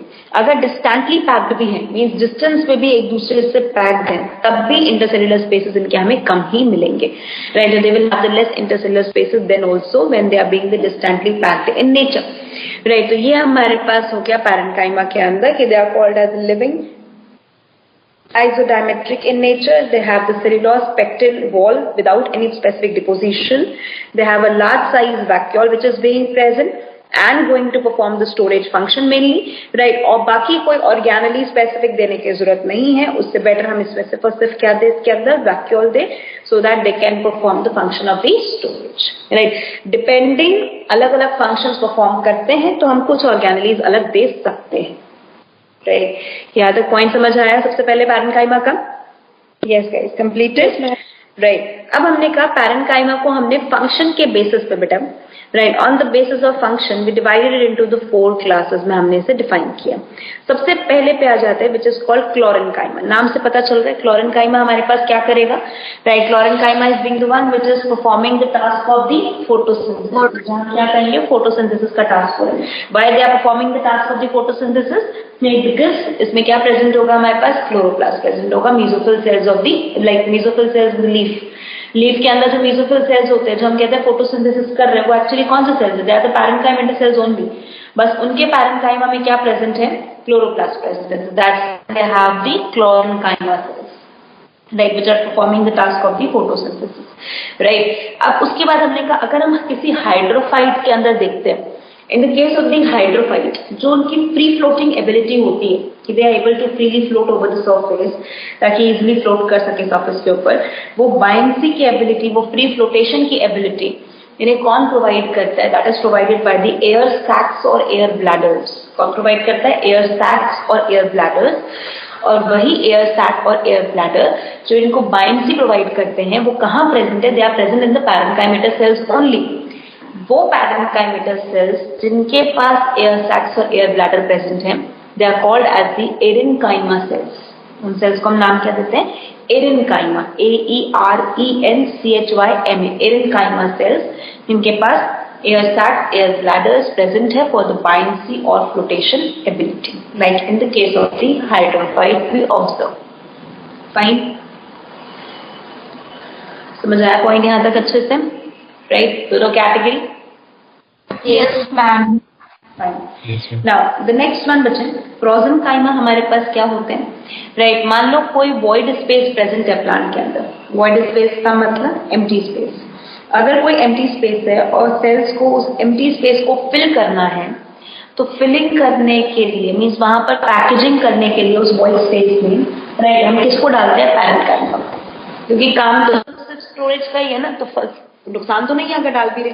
तो हमने कहा भाई पैरेन्काइमा को आपने डाल दिया उस वॉइड स्पेसेस के अंदर, तो आपने उस पर्टिकुलर पैकेजिंग टिश्यू को क्योंकि आपने डाला तो उस पैकेजिंग टिश्यू को आपने डिफाइन क्या कर दिया, which is being now named as the prosenchyma. उसे आपने नाम दे दिया prosenchyma as a packaging tissue which will fill the void spaces को जो फिल करेगा, राइट, उसे आपने डिफाइन कर दिया प्रोजेन्काइमा। फिर फोर्थ कैटेगरी आपके पास आ गई इडियोब्लास्ट सेल्स। इडियोब्लास्ट सेल्स जो सेल्स ऐसे पैरेन्काइमा सेल्स जो स्टोर करेंगे और सेक्रीट करेंगे, स्टोर भी करेंगे और सेक्रीट भी करेंगे, लेकिन ऐसे सब्सटेंसेस को जो प्लांट अपने लिए यूज नहीं करता, as a by product produce कर देते हैं, राइट। और उन सब्सटेंसेस को अगर पता है सबको तो हम सेकेंडरी मेटाबोलाइट्स कहते हैं। We will say secondary metabolites as a byproduct which are being produced by the plant for their, जो produce करेगा plant किसके लिए, right, for the not for their own function but as a byproduct from the reactions, like resins है, tannins हैं, gums हैं, right, ये सब हमारे पास हो गए, एल्कोलॉइड्स हो गए, टेनिन्स हो गए, राइट। तो ये सब हमारे पास जो है they are being called as the secondary metabolite, जो पैरेन्काइमेटस सेल्स इन सेकेंडरी मेटाबोलाइट को स्टोर करते हैं, इन सेकेंडरी मेटाबोलाइट को सेक्रीट कराते हैं एट अ टाइम, उन्हें हम नाम देते हैं idioblast cell, IDIOBLAST, idioblast cells. Complete यहाँ तक कैटेगरी, राइट। तो हमने कहा पैरेन्काइमा का मेन फंक्शन क्या है हमारे पास, राइट, जहां पर स्टोरेज प्रोवाइड करना है वहीं पर फोटोसिंथेसिस में भी इन्वॉल्व हो रहा है, right. At the same time we will say some forms are also involve in filling the void spaces, some form also form to provide the boundary, right, और द फ्लोटेशन एबिलिटी, राइट, वो भी provide कर रहे हैं हमारे पास। कुछ forms ऐसी भी हैं, राइट, जो किसको फॉलो कर रही है, सेकेंडरी मेटाबोलाइट को स्टोर भी कर रही है, तो they are called as the idioblast cells, हम इन्हें डिफाइन करते हैं, राइट। तो they are being defined as the idioblast cells. Everyone clear अब तक का point? Yes ma'am. Good, right. तो देखो यही हमारे पास हो गया। और इडियोब्लास्ट सेल्स के अंदर जो स्टोर होते हैं ना सब्सटेंसेस, जिन्हें हम सेकेंडरी मेटाबोलाइट का नाम देते हैं, right, they are being defined as the ergastic substances. इन्हें हम क्या कहते हैं? Ergastic substances, ERGASTIC, ergastic substances, like the oil, like the resins, like the tannins, crystals, इन सबकी स्टोरिंग होती है। तो इन सेकेंडरी मेटाबोलाइट्स को हम नाम देते हैं ERGASTIC, ergastic substances. Done. Now the next one, collenchyma. Parenchyma और collenchyma just near to each other, एक दूसरे के जैसे स्ट्रक्चर फंक्शन में भी, right. Collenchyma is being the one जिसमें बिल्कुल सेम पैरेन्काइमा जैसा, बस सिर्फ इतना क्या है कि they have the localized deposition of pectin on the surface. Localized deposition का मतलब पेक्टिन के डिपोजिशन कॉर्नर्स पे, एजेस पे, राइट, उसी के साथ साथ लेटरल साइड्स पे, टेंजेंशियल साइड्स पे, राइट, कुछ थिक डिपोजिशन प्रेजेंट है। तो अब हम ये नहीं कहेंगे कि दे डोंट हैव डिपोजिशन, जैसे हमने कहा parenchyma don't have the deposition, हम कोलेनकाइमा के लिए ये नहीं कहेंगे that they don't have the deposition. Collenchyma have the deposition, और वो डिपोजिशन कैसी है हमारे पास? That deposition which is being present on the collenchymatous cells as a pectin, जो उसके ऊपर सरफेस पे ग्रेजुअली डिपॉजिटेड है, राइट। मींस एक पूरा पॉइंट नहीं है कि आपको पूरी लाइन नहीं दिखेगी उसकी, राइट। कुछ कुछ पॉइंट पे डिपॉजिटेड है, कुछ कुछ पॉइंट पे डिपॉजिटेड नहीं भी है, तो वो भी आपको पॉइंट दिख रहा है, राइट। तो वहां हमने कहा there is being the deposition of the pectin which is being present. अब आपने अगर मान लो ऐसे पेक्टिन की डिपोजिशन कर दी है, तो खुद सोचो, because of such pectin deposition intercellular spaces present और एब्सेंट? इंटरसेलुलर स्पेसेस कैसे होंगे हमारे पास, राइट, एब्सेंट, राइट। तो intercellular spaces are going to be absent. हमने कहा इंटरसेलुलर स्पेसेस हमारे पास एब्सेंट रहेंगे, राइट। इंटरसेलुलर स्पेसेस प्रेजेंट नहीं है, डिपोजिशन प्रेजेंट है, right. Cytoplasm again dense cytoplasm है, न्यूक्लियस वेल डिफाइंड प्रेजेंट है इसके अंदर, राइट। और उसी के साथ साथ collenchyma is being the one जो मैकेनिकल सपोर्ट प्रोवाइड करता है because of the deposition. Deposition की वजह से it is providing the mechanical support, नहीं तो मेन टास्क यही है कि भाई मैकेनिकल सपोर्ट प्रोवाइड करना है, राइट। नेक्स्ट थिंग, कोलेनकाइमा किसी भी वुडी पार्ट के अंदर, रूट्स के अंदर और मोनोकॉट के अंदर नहीं होता। It is not at all found in the woody parts, in the roots and the monocots. इनमें हमें नहीं मिलेगा, right, collenchyma, right. So it's not found in the case of the woody part, not found in the roots, not found in the monocots. इनमें हमें नहीं find होगा. It's going to provide the mechanical support to the growing part of the plant. Right, growing part को mechanical support provide करेगा। और जो वो growing part of the plant है बेसिकली कौन सा? पेटियोल और यंग स्टेम। जब मैंने आपको लीफ में पेटियोल बताया था तो I told you one time कि petiole is having a function that it allow the lamina to flutter in the wind, right. कि लेमिना को एक एबिलिटी प्रोवाइड करेगा कि लेमिना क्या कर सके, मूव कर सके विंड के एक्शन के हिसाब से और अच्छे से गैसेस एक्सचेंज कर सके। लेकिन उसी टाइम पे पेटियोल का एक काम और था वहां पर कि उसको ये भी प्रोवाइड करना था कि भाई विंड की वजह से, विंड के एक्शन की वजह से गलती से भी लेमिना जो है फॉल ऑफ ना हो, गलती से भी लेमिना जो है हमारे पास टूटे ना, राइट। तो उसके लिए उसके रेजिस्टेंस देना था। तो जहां पर वो फ्लेक्सिबिलिटी, इलास्टिसिटी दे रहा था कि लेमिना मूव कर सकता है, वहीं पर वो क्या देता है? रेजिस्टेंस भी देता है। तो it also provide the resistance against the abscission of leaf, leaf के एब्सीजन के अगेंस्ट, राइट। इसको क्या प्रोवाइड करेगा? Right, it will provide this, इसको प्रोवाइड करेगा, आपका रेजिस्टेंस भी प्रोवाइड करेगा, राइट, मैकेनिकल सपोर्ट भी देगा। और उसी के साथ साथ collenchyma is being the one जिसमें कुछ केसेस में, in some of the cases, not all, in some of the cases it is going to carry the chloroplast, and because of the presence of the chloroplast, it is going to be responsible for the task of the photosynthesis. Right, chloroplast present है, इसी वजह से photosynthesis कर सकता है। Right, so that's being the task for the collenchyma. Completed यहाँ तक? Yes, ma'am. Yes, guys, done है. Right, so this is what we will say as the complete collenchyma, right, which is being the living part. Right, now next one as the sclerenchyma. Sclerenchyma क्या होता है? Which is a dead portion. Why we say sclerenchyma is dead? Right, because it's having the lignin deposition on the surface. इसके surface पे क्या present है हमारे पास? Lignin का deposition presence है. Right, और lignin का deposit इस तरीके से हो जाता है कि इसका lumen इतना छोटा हो जाता है, having a highly reduced lumen. Lumen बहुत छोटा हो जाता है इसका. Right, देखो ये sclerenchyma का सेल फाइबर का डायग्राम है। अब अगर मैं इसमें देखूं तो इसके अंदर क्या मिल रहा है मुझे, इसकी पूरी वॉल पे लिग्निन का डिपोजिशन इतना ज्यादा है कि कुछ कुछ पॉइंट्स पे वो डिपोजिशन एब्सेंट है, और जिन पॉइंट पे वो डिपोजिशन एब्सेंट मिलता है उन पॉइंट्स को क्या कहते हैं? पिट्स। तो हमने कहा pits are the points where lignin deposition will remain absent, जहां पर लिग्निन डिपोजिशन एब्सेंट रहेगा, एल्स पूरे सरफेस के ऊपर लिग्निन का डिपॉजिट प्रेजेंट है। राइट, फिर उसी के साथ हमने कहा जो ल्यूमन है, ल्यूमन का मतलब इसका इंटरनल एरिया है, वो लिग्निन की डिपोजिशन की वजह से इतना ज्यादा थिन हो जाता है, डिस्ट्रक्टेड हो जाता है कि उसके अंदर कुछ भी रिमेन नहीं रहता, उसका न्यूक्लियस, उसका साइटोप्लाज्म सब कुछ लॉस्ट हो जाता है। And because of the loss of the nucleus, loss of the cytoplasm, it become dead in nature. Right, ये डेड बन जाता है। तो अब हमने कहा because of this thick lignin deposition की वजह से ल्यूमन रिड्यूस हो जाता है या ऑब्लिटरेट हो जाता है। ऑब्लिटरेट का मतलब crushed. Right, lumen reduced or get obliterated, that is called crushed. Right, because of this we will say that they become dead in nature, leading to the loss of the nucleus and the loss of the cytoplasm. Right, nucleus का loss और cytoplasm का loss हो जाता है, जिसकी वजह से हम इन्हें dead define कर देते हैं। Right, तो ये हमारे पास मेन फीचर हो गया for the sclerenchyma। अब sclerenchyma मुझको दो डिफरेंट कैटेगरीज में मिलता है। अगर elongated needle shape होता है तो मैं उसे कहती हूँ फाइबर, लेकिन अगर वहीं पर एक सर्कुलर बॉडी, स्फेरिकल बॉडी की तरह प्रेजेंट होता है तो हम उसे क्या कहते हैं? स्क्लेरिक्स। राइट, तो अगर प्रेजेंट है एक सर्कुलर या स्फेरिकल बॉडी की तरह तो we just define that as the sclereids. लेकिन हाँ, अगर हमारे पास प्रेजेंट है राइट इन अ कंप्लीट, अगर हमने डिफाइन किया एक निडल लाइक शेप की तरह प्रेजेंट है तो उसे हमने क्या कह दिया? Fibre. And responsible for providing, किसके लिए रिस्पॉन्सिबल है? For providing the mechanical support. Fine, समझ आए यहाँ तक का पॉइंट? कोई भी सेल ऑर्गेनेल्स नहीं होते बेटा, प्रोटोप्लाज्म ही नहीं है तो सेल ऑर्गेनेल कैसे आएंगे? When anything which is being dead in nature means it is not having the protoplasm, and if protoplasm remain absent means no cell organelle will be there. Fine. Function क्या होता है sclerenchyma का? Mechanical support बेटा, अपनी strength की वजह से mechanical support देगा ना सरफेस पे, because of its huge strength इतना ज्यादा है कि मैकेनिकल सपोर्ट आराम से दे सकते हैं। That's amazing. फाइन, यहाँ तक समझ आया सबको अच्छे से? राइट, नाउ सी एवरीवन, अब हमने कहा इसके अंदर कि अगर हम इसमें ओवरऑल देखते हैं कि हमारे पास किस तरीके से ये पूरा अरेंजमेंट, ये पूरा हमें दिखता है। राइट, तो स्क्लेरेड हमें एक कैटेगरी मिलती है इसकी और एक कैटेगरी मिलती है फाइबर्स। तो फाइबर्स हमारे पास क्या लॉन्गेस्ट सेल्स है। राइट, लॉन्ग सेल्स है जो किसमें मिलेंगे? जाइलम और फ्लोएम में। जाइलम फ्लोएम में नहीं कहते xylem fibre, phloem fibres are being present.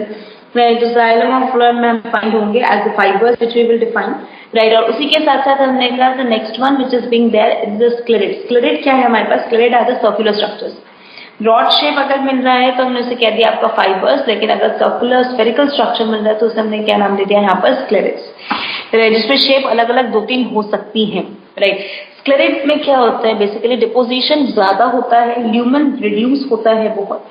Right, circle shape में हमें मिलता है, and they are the one जो कभी कभी राइट हमारे पास soft part of the plant में भी मिलते हैं। Right, sclerids can be found in the soft part of the plant as well. Means, let's talk about the fruit. Right, अब fruit के एग्जाम्पल से मैं स्टार्ट करूंगी, बहुत ध्यान से क्लियर करना। Right, fruits में सबसे पहले पे आते हैं हम यहाँ पर drupe. Right, now if we will talk about the drupe, अगर ड्रूप ध्यान हो तो उस टाइम पे मैंने लिखवाया था फ्रूट कैटेगरी में, the drupe is called stony endocarp.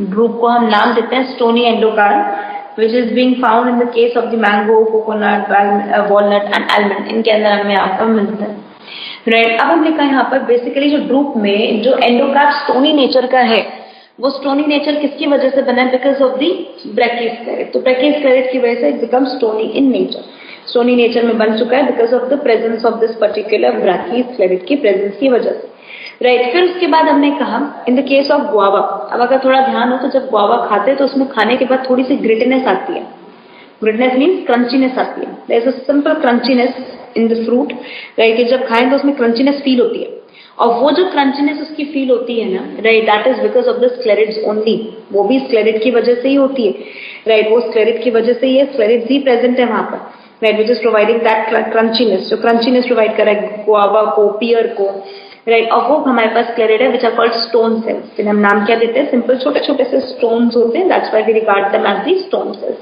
Means इससे ये, हाँ बेटा, एप्पल में भी है ना मैम वो तो? एप्पल में भी है, पियर में भी है, चीकू में भी है, राइट। तो ये they are the stone cells which are being present. Guava और पियर में बहुत प्रोमिनेंट मिलते हैं, इसलिए हम उनका मेन एग्जाम्पल लेके चलते हैं, right. So they are called stone cells. उसके अलावा हमारे पास टी लीव्स, जैसे टी लीव्स होती हैं जो असम से जब टी लीव्स वो कलेक्ट करते हैं, तो जैसे वो टी लीव को तोड़ो, बीच में से क्रिस्प करो, उसमें से एक साउंड आती है क्रिस्पीनेस की, ये हल्की सी साउंड होती है, that is basically being what, क्योंकि वो स्क्लेरेट से बना है, राइट। उसी के साथ साथ अगर यहाँ पर मटर का अगर छिलका अगर कभी करो तो छिलके को बीच में से स्क्वीज करना, वहां पर भी साउंड आती है, राइट। तो जो मटर का छिलका जो स्क्वीज करने में साउंड आ रही है वो भी क्यों है? क्योंकि उसके सीड कोट में, लेग्यूम्स के सीड कोट में भी कौन प्रेजेंट है? हमारे पास स्क्लेरिड्स। तो sclereid is not only providing the mechanical support to the hard part of the plant, it is also present in the soft part of the plant, right, and providing the mechanical support over there, like in the case of the legume seed coat, in the case of the tea leaves, in the case of the, right, coconut, walnut, mango, इन सब के अंदर भी हमें मिलेगा, that is root fruits के अंदर providing the grittiness to the normal fruit also, that is soft part में भी fruit के present है, right। ये सब हमारे पास हो गया for the feature which is being called as the sklets. Fine.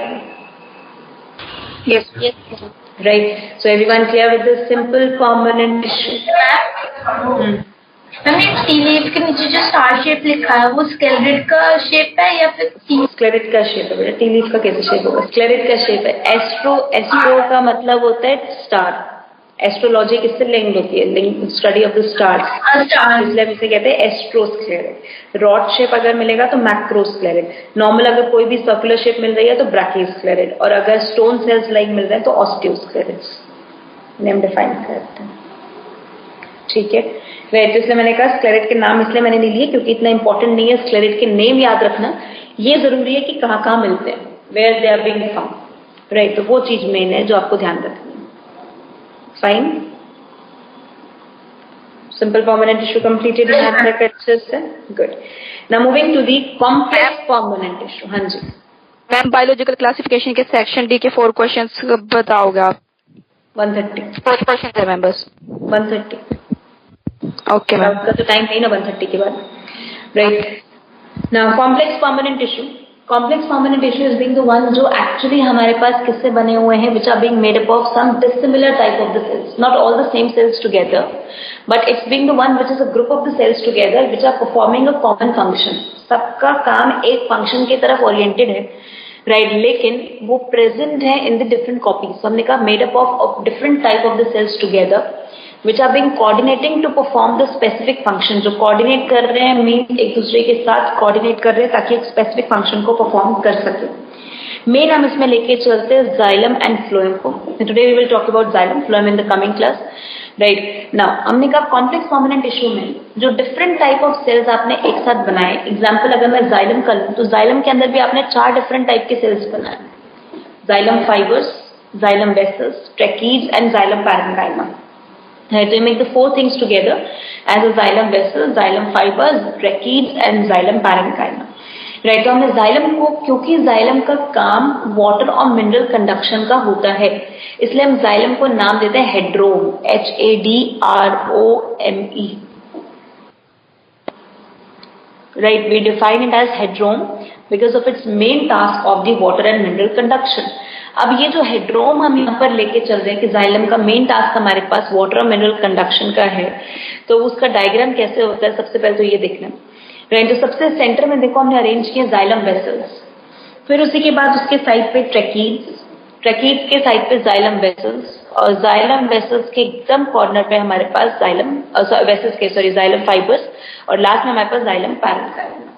तो हमने अरेंजमेंट वेसल्स, ट्रैकीड्स, फाइबर और पैरेन्काइमा जनरली ऐसे ही मिलती है राइट, जो हमने यहाँ डिफाइन किया। अब इसमें से जाइलम वेसल्स और ट्रैकीड्स का काम होता है कंडक्शन करना, वाटर और मिनरल को कंडक्ट करना।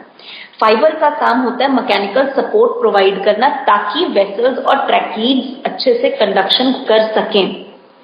पैरेन्काइमा का काम होता है स्टोरेज करना और उसके साथ थोड़ा थोड़ा कंडक्शन भी करते हैं राइट। इनमें से ये चार जो मैंने सेल दिए, चारों में से only one is the living while the rest three are the dead, बाकी के तीन डेड है।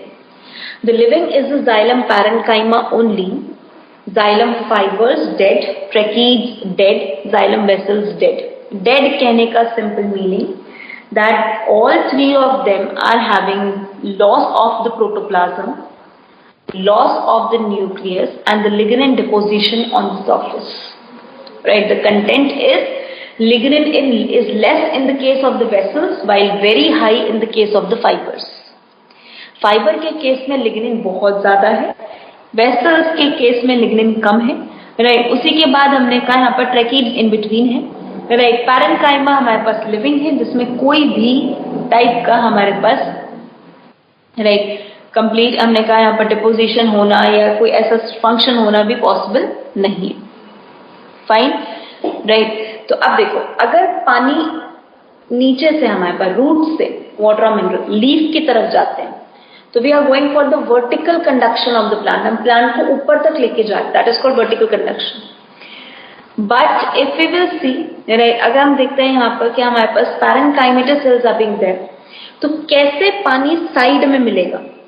नीचे से ऊपर तो चला गया वेसल्स और ट्रैकीड्स के थ्रू, लेकिन साइड वाले सेल्स को कैसे मिलेगा? तो साइड वाले सेल्स को हमारे पास पहुंचाने का काम होता है जाइलम पैरेन्काइमा का right. And xylem parenchyma is being responsible for the radial conduction of the water right. तो वाटर का रेडियल कंडक्शन कराने के लिए रिस्पॉन्सिबिलिटी हमारे पास है जाइलम पैरेन्काइमा की। वहीं पर वर्टिकल कंडक्शन कराने की रिस्पॉन्सिबिलिटी हमारे पास है जाइलम वेसल्स और ट्रैकीड्स की।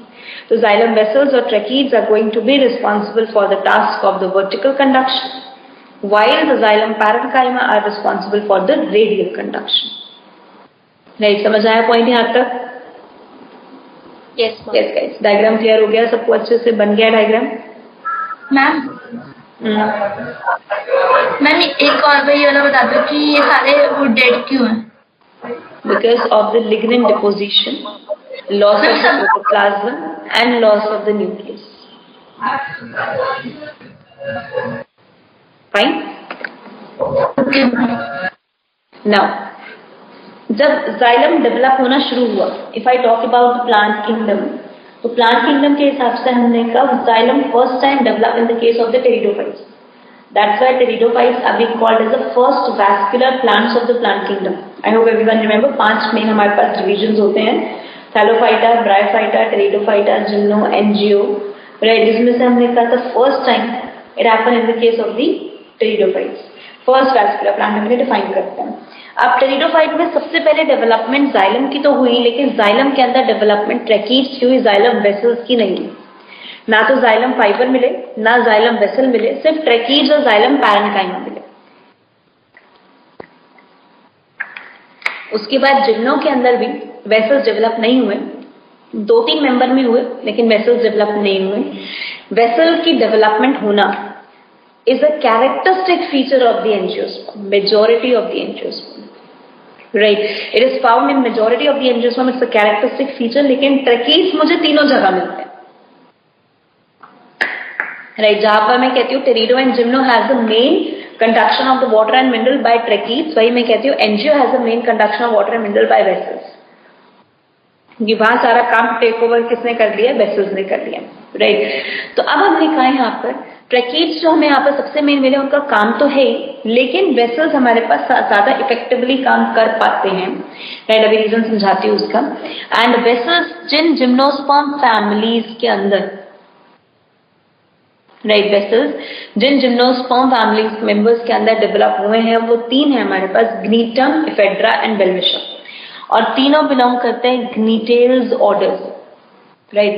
So vessels were found to be developing in, right, some of the gymnosperm like Gnetum, Ephedra and Welwitschia, and we named that complete as the Gnetales order.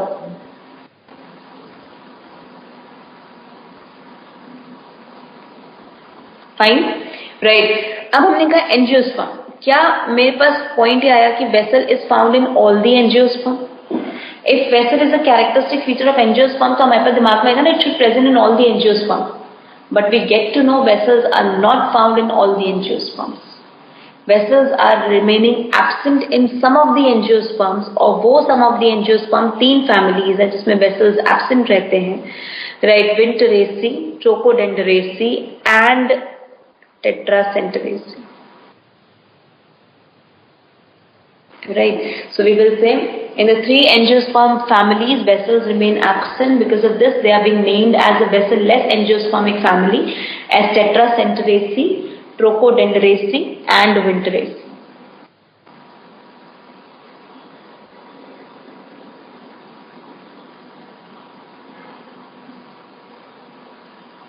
Fine, everyone got this point now?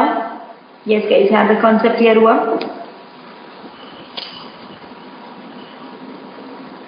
Done है?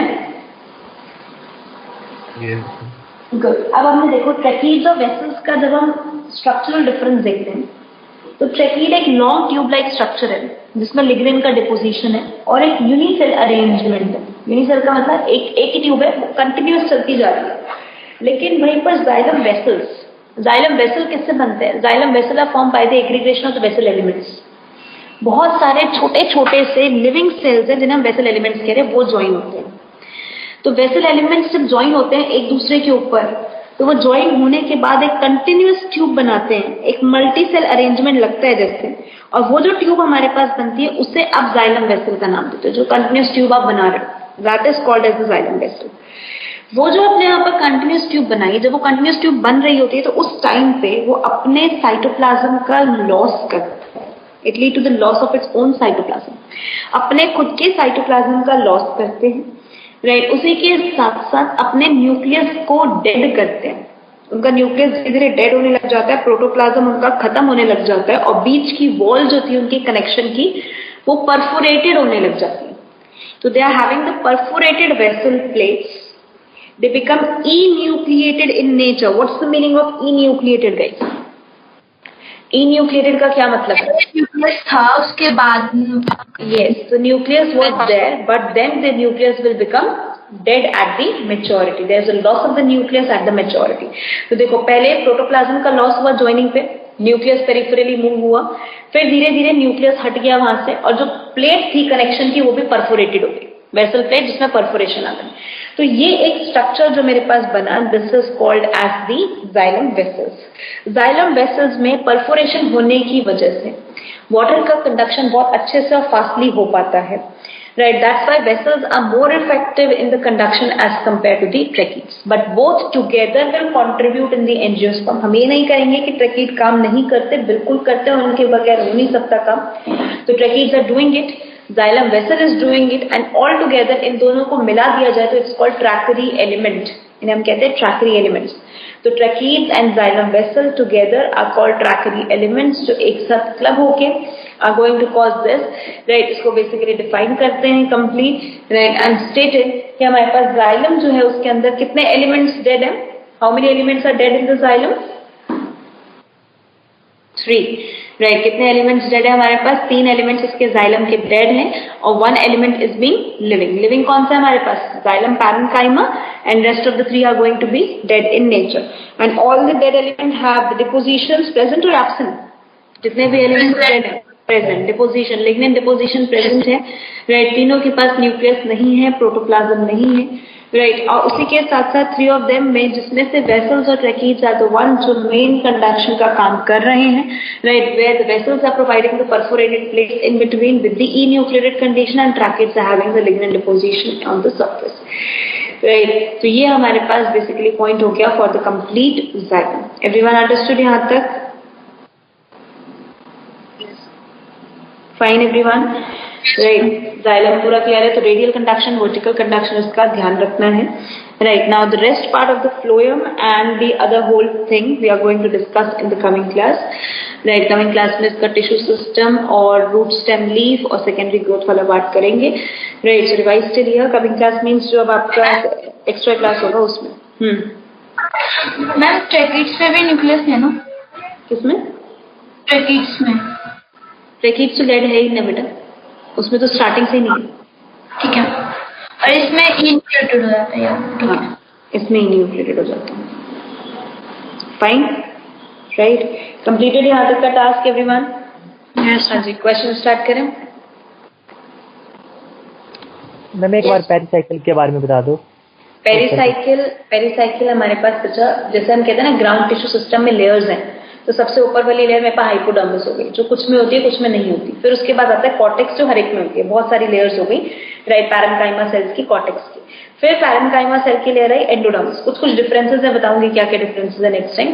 फिर उसके बाद एक layer आती है pericycle की। Pericycle is the outer most layer to the vascular tissue. Vascular tissue का एक तरीके का एनवेलप कहा जाता है आउटर मोस्ट कवर है जो पैरेन्काइमेटस और स्क्लेरेन्काइमेटस सेल्स को मिला के बनती है। ओके मैम ठीक है right yes guys now just open up your packages. हां जी मैम लिग्निन डिपोजिशन थे न्यूक्लियस सबसेंटा और लास्ट क्या था? प्रोटोप्लाज्म नहीं है बेटा protoplasm. Fine okay guys now अब बायोलॉजिकल क्लासिफिकेशन के जो डाउट्स थे वो फिनिश करते हैं राइट। सेक्शन 3 तक हो गया था हमारा। सेक्शन डी करना था पैकेज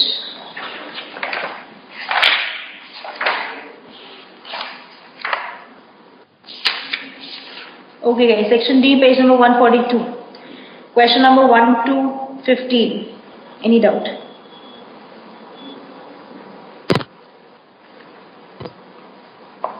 हाँ जी guys section D question number 1 to 15 any doubt? 12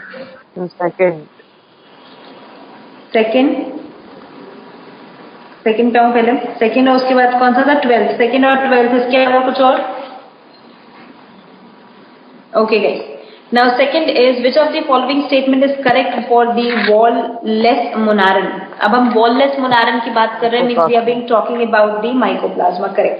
अब अगर माइकोप्लाज्मा की बात करते हैं तो माइकोप्लाज्मा के बारे में हम कह रहे हैं कि कौन सी स्टेटमेंट करेक्ट है राइट। तो can not live without nucleus can live without nucleus facultative organism है बिल्कुल रह सकते हैं right. Process both type of the nucleic acid बिल्कुल दोनों type of nucleic acid DNA RNA. DNA हमारे पास मैंने किसी ने पूछा भी था शायद मैंने बताया भी था ये लास्ट टाइम कि हर लिविंग ऑर्गेनिज्म के पास आपके दोनों टाइप के न्यूक्लिक एसिड होंगे। जेनेटिक मटेरियल कोई एक होगा। सिर्फ वायरस एक ऐसा नॉन लिविंग एलिमेंट है जिसके पास आप में दोनों में से कोई एक फॉर्म ही दोगे राइट। तो इसके पास डीएनए भी और आरएनए भी है। Smallest cell with definite no not definite rather the pleomorphic shape and mostly saprophytic नहीं mostly parasitic in nature। Ma'am largest kingdom कौन सा होता है? Animal kingdom. Secondary largest secondary plant. ठीक है yes next one next 12th question virus and viroids have no position in the 5 kingdom classification। तो simple है बेटा हमने वायरस और वायरॉइड को कोई पोजीशन क्यों नहीं दी है right. They are the causal organisms of the several diseases. वो तो बैक्टीरिया भी है हमारे पास।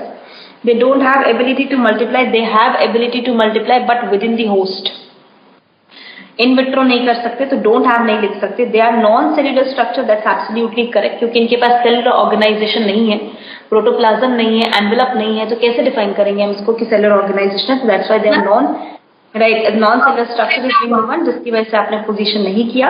ऑब्लिगेट पैरासाइट बिल्कुल है राइट ऑब्लिगेट पैरासाइट लेकिन ये कोई क्राइटेरिया नहीं था हमारे पास 5 किंगडम में रखने का इसको। ठीक है okay ma'am Fine. Now the next question number 25 तक. अभी जो हेटेरोट्रॉफ वाले क्वेश्चंस है ना, ये मैम होते नहीं है. कौन से क्वेश्चन? जो आपने कल बताया ना हेटेरोट्रॉफ वाला क्वेश्चन, वो होते नहीं है. एग्जाम्पल्स याद करने पड़ेंगे ना बेटा. जब सारे प्लांट किंगडम के भी एग्जाम्पल्स हो जाएंगे तभी याद होंगे वो, तो स्पेशल हो पाएंगे. ये नाइट्रोबैक्टर और नाइट्रोसोमोनास, ये सब तो सेम लगता है, लेकिन इन दोनों में एक ऑटोट्रॉफ है, एक हेटेरोट्रॉफ है. तो नहीं, नाइट्रोसोमोनास नाइट्रोबैक्टर दोनों ऑटोट्रॉफ. कल मैं लिख पाया था आपको. नहीं, बिल्कुल नहीं. Nitrosomonas, Nitrococcus, Nitrobacter, Nitrocystis, all of them are heterotrophs in nature. Autotrophs in nature, sorry, chemoautotrophs in nature. कीमोऑटोट्रॉफ, ठीक है. तो एक बार 16 बता दो. 16 A of 15. The most common method of reproduction bacteria involved. Most common reproduction binary fission. क्यों नहीं होता ma'am? Amitosis भी तो हो सकता है. हाँ, एमाइटोसिस भी हो सकता है, लेकिन हम आंसर एमाइटोसिस ही है बेटा इसका. 4th है शायद. नहीं, common method of reproduction ma'am. Amitosis ही होगा आंसर. इससे बाइनरी फिशन. यस. एक बार सेकंड फिर से एक्सप्लेन करो. Second is the correct for wall-less monarans. Wall-less monarans means mycoplasma. Mycoplasma can live without oxygen होता है, cannot नहीं. Right, they are the smallest cells, that's correct, but with definite नहीं polymorphic shape or the pleomorphic shape. They are mostly parasitic in nature. They possess both type of nucleic acid, that is correct one, because they have the both RNA and DNA present in them.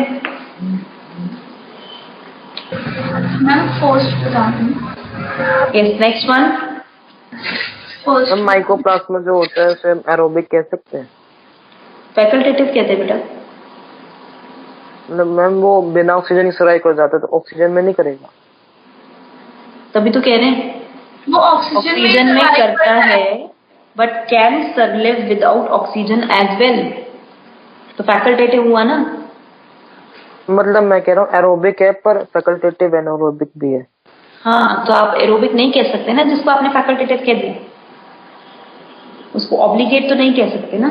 जब आप facultative word use ही कर रहे हो तो obligate कैसे word use करोगे बताओ. ठीक है मैम. समझ आया पॉइंट? राइट. हम फिर इसे एनारोबिक कह सकते हैं, ऑब्लिगेट एनारोबिक नहीं कह सकते बच्चे. जिसको आपने फैकल्टेटिव कह दिया उसको आप ऑब्लिगेट वर्ड यूज नहीं कर सकते. मैम. ठीक है. हाँ मैम, जी. रेड सी और रेड टाइड में क्या फर्क होता है, डिफरेंस क्या होता है? इसमें रेड सी और red tide. Red sea and red tide बेटा दोनों फिनोमिनन अलग अलग ऑर्गेनिज्म फॉलो कर रहे हैं. Red Sea is caused by cyanobacterium while red tide is caused by dinoflagellate. पहला मेन डिफरेंस तो ये हुआ. फिर उसके बाद Red Sea is caused because of the phycoerythrin excess and red tide is caused because of the haematochrome excess. Pigment का भी फर्क है.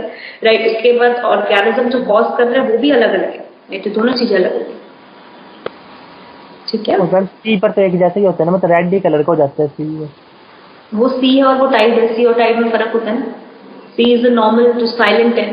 टाइड तो बिल्कुल आपका कहते हैं ना बिल्कुल वैसे साउंड के साथ जनरेट हो रही है. वेव जो जनरेट हो रही है वो है. ठीक है. तो एक स्टिल में हो रहा है और एक आपका मूविंग में हो रहा है. Okay ma'am. मैम. हाँ जी. मैम कीमोट्रॉफिक ऑटोट्रॉफ और कीमोलिथोट्रॉफ्स में अच्छी बात है. ठीक है ना. अच्छी बात. मैम फर्स्ट क्वेश्चन बता दो. First question, which how many of the given bacteria show heterotrophic mode of nutrition? Nitrosomonas autotroph है, Pseudomonas heterotroph है, Lactobacillus heterotroph है, Chlorobium autotroph है, right? Thiobacillus आपका autotroph है, Rhizobium आपका heterotroph है. तो फर्स्ट का आंसर होगा आपका इसके अंदर 3, that is second option. Pseudomonas, Lactobacillus, Rhizobium. तो सब बेटा आगे के एग्जाम्पल है. ये तो नोट्स में भी मैंने मेंशन किए हुए सारे. Pseudomonas is saprophytic in nature. Lactobacillus is again saprophytic in nature. Rhizobium, nitrogen fixing bacteria, heterotroph है. Thiobacillus, Chlorobium, दोनों autotrophs हैं. Nitrosomonas chemoautotroph है. Fine? Yes. Yes, ma'am. Now till 20 बेटा और कोई question? 18. 18th is read the following statement carefully and correct about archaebacteria. तो archaebacteria के हिसाब से हमें करेक्ट स्टेटमेंट बतानी है इसके अंदर कौन कौन सी हैं। तो हमने कहा live in the moist harsh habitat, बिल्कुल ठीक है। मोस्ट हार्श हैबिटेट में रहते हैं, सही है। Perform oxygenic photosynthesis, false, photosynthesis करते ही नहीं है, और ऑक्सीजनिक तो बिल्कुल भी नहीं करते अगर करते भी हैं तो, राइट।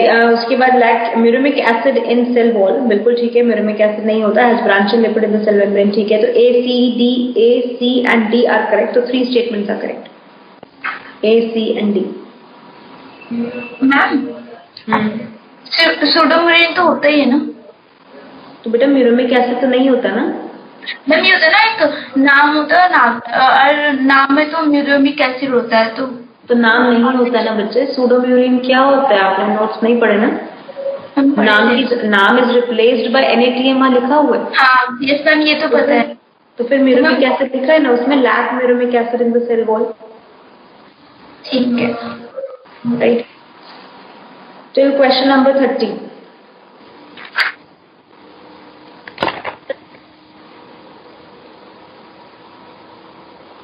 क्वेश्चन नंबर 30 तक। मैम ये एल्गे मतलब समझ नहीं आ रहा है, एल्गे का हर कहीं पे आ जा रहा है एल्गे। कहाँ पर है? एल्गे, फंजाई, फाइकोमासिटीज कहते हैं, प्रोटिस्टन एल्गे कहते हैं क्या मैम इन सबको? नाम है बच्चे। प्रोटिस्टियन एल्गीज हमारे पास कौन से हैं, right, which are being the one जो फोटो, एल्गी का मतलब क्या है, जो फोटोसिंथेटिक मोड ऑफ न्यूट्रिशन करेंगे और ऑक्सीजनिक करेंगे। ब्लू ग्रीन एल्गी वो हो गए आपके जो मोनारेंज में प्लेस किया और फोटोसिंथेटिक मोड ऑफ न्यूट्रिशन कर रहे हैं। डायटम डायनोफ्लैजेलेट यूग्रीमाइट्स जो वापस फोटोसिंथेटिक कर रहे हैं लेकिन प्रोटिस्टा में रखा, तो प्रोटिस्टियन एल्गी हो गए हमारे पास, राइट। और जो नॉर्मल एल्गी है वो थैलोफाइटा हो गए। एल्गी फिर है किस किंगडम का part? Algae is a name which means the organism which perform oxygenic photosynthesis. Algae belong to blue-green algae also in the kingdom Monera, belong to photosynthetic protist also in the Protista, and belong to Thallophyta also in the kingdom Plantae. Ma'am question number 20। एक minute, क्या? फाइकोमासिटीज को क्यों कहते हैं angle fungi? Phycomycetes algal fungi क्योंकि algae जैसा feature है, cellulosic cell wall है और ज़ूस्पोर की फॉर्मेशन भी है। ठीक है मैम, ठीक है, yes. Next question number 27। 37 27 correct with respect to the whittaker system of classification. तो ये मोनारा में यूनिसेल्युलर है हमारे पास। ऑस्मोट्रॉफ का मतलब होता है सेप्रोबिक मोड ऑफ न्यूट्रिशन जो करते हैं। प्रोड्यूसर्स भी है, डिकम्पोजर्स भी है। ट्रू सेलुलोसिक सेल वॉल गलत हो गया, they don't have the cellulosic cell wall. Protist के अंदर unicellular, eukaryote, photoautotroph, chemoautotroph, right, सारे इसके अंदर। कीमोऑटोट्रॉफ नहीं होता है इसमें भी, राइट। फंजाई के अंदर आपका मल्टी सेल्युलर, लूज टिश्यू, ठीक है, यूकेरियोटिक, ठीक है, ऑस्मोट्रॉफ, ठीक है, काइटिनियस वॉल, ठीक है, राइट। एनिमेलिया के अंदर multicellular, eukaryotic, organ system, holozoic, saprobic है, राइट। तो अगर हम 27 का आंसर मार्क करें तो we have the answer number third आएगा आंसर आपका। ठीक है मैम, ऑस्मोट्रॉफिक का ही मतलब जान। Osmotroph means saprobic mode of nutrition. Ma'am section C का एक बार 124 क्वेश्चन बता दीजिए।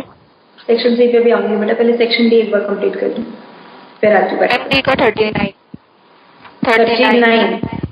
39th क्वेश्चन। Rejuvenescent spore of the diatom. Rejuvenescent का मतलब जो जुवेनाइल स्टेज को रीअपियर कराएगा, राइट। जुवेनाइल स्टेज को रीअपियर कराएगा, इसका मतलब कौन सी स्टेज में बनेगा? सेक्सुअल लाइफ साइकिल में बनेगा। और सेक्सुअल लाइफ साइकिल में बनेगा तो कौन सा स्पोर होगा? Auxospore. And auxospore is being the one जो डिप्लॉयड इन नेचर होते हैं क्योंकि डिप्लॉन्टिक लाइफ साइकिल फॉलो करते हैं। तो सिर्फ मीनिंग निकालना है ना इसका। रीजुविसेंट spore, rejuvenescent, re means again, juvenescent means juvenile phase. और जुवेनाइल फेज कब आती है? जब रिप्रोडक्शन पूरा होता है। कौन सा? Sexual reproduction. और सेक्सुअल रिप्रोडक्शन में रेस्टिंग स्पोर कौन सा होता है? ऑक्सोस्पोर।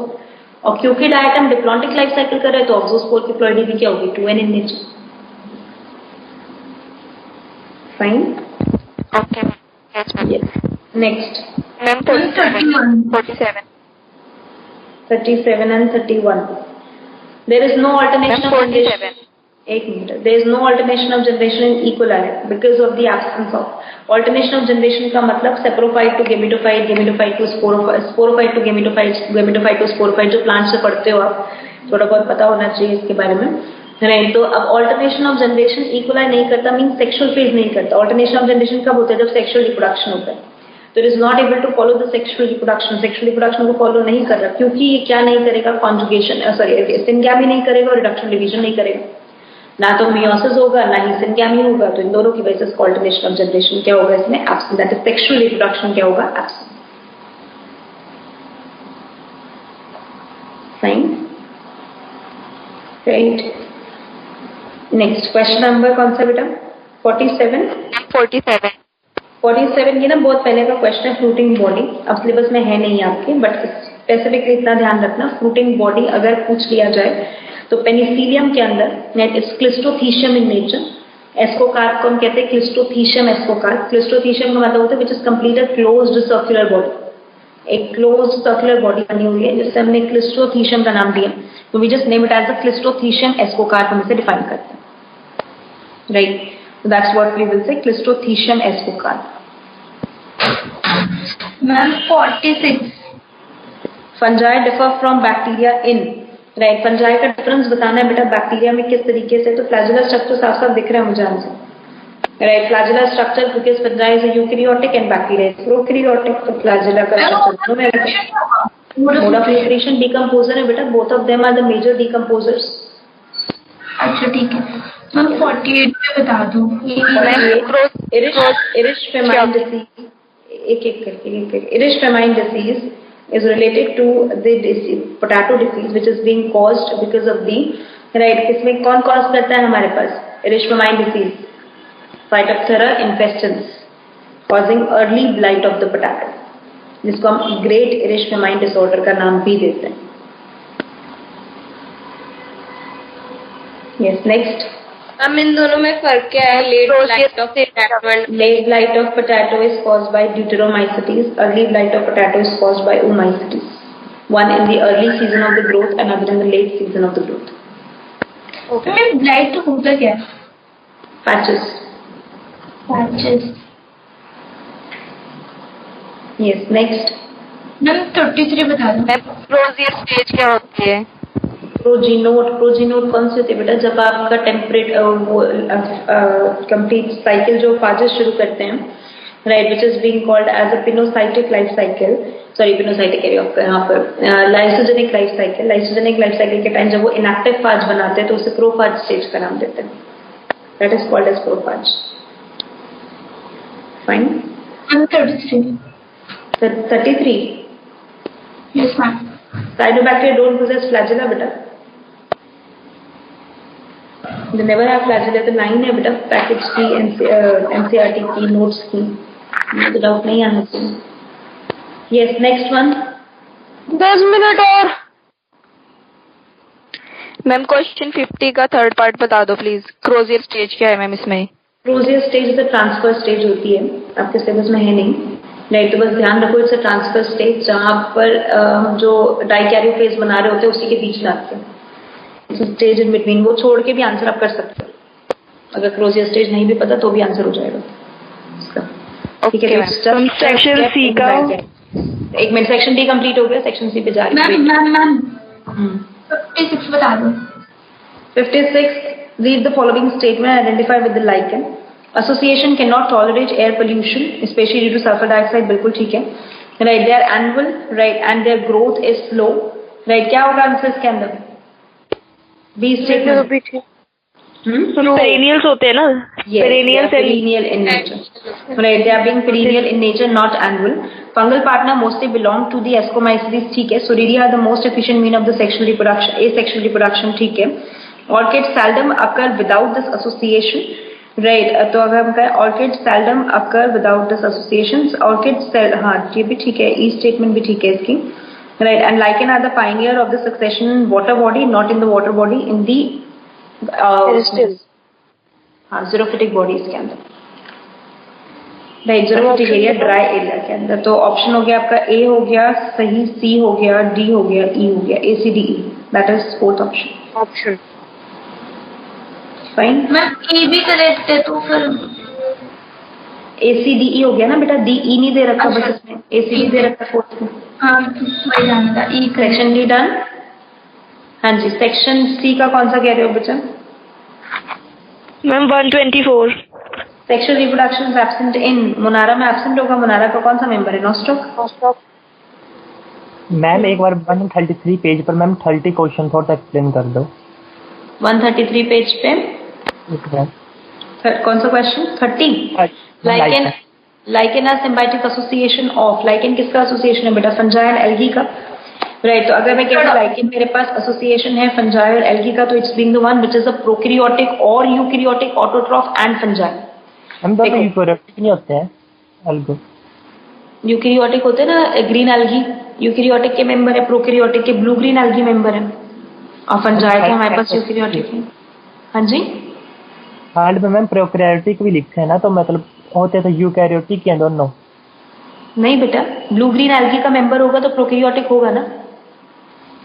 फाइकोबायोन can be a member of the blue green algae और द ग्रीन एल्गी। अगर ब्लू ग्रीन एल्गी का है तो प्रोकैरियोटिक है, और अगर आपका ग्रीन एल्गी का है तो यूकैरियोटिक का है। ओके मैम, ठीक है ना। तो स्पाइरो वगैरह कैसे करते हैं सेक्सुअल रिप्रोडक्शन? उसमें तो फ्रेगमेंटेशन होता है मेन। एसेक्सुअल होता है बच्चे, प्लांट में पढ़ेंगे किंगडम प्लांटिंग में कॉन्जुगेशन से करते हैं। वैम बता दो क्या होता है? VAM is vesicular arbuscular mycorrhiza formed in endomycorrhizal association. जब एंडोमाइकोराइजल एसोसिएशन में कॉर्टिकल सेल्स के अंदर जाके वेसिकल्स बनाते हैं, तब हम उसे वैम एसोसिएशन का नाम देते हैं। तो सिर्फ अंदर या फिर इंट्रासेलुलर और इंटरसेलुलर दोनों स्पेस में ही बनाते हैं वो? VAM is formed only intracellularly. Endomycorrhiza can grow intercellularly as well as intracellularly. Okay ma'am. Right? Ma'am bird nest fungi कौन सी होती है? Armillaria, toadstools,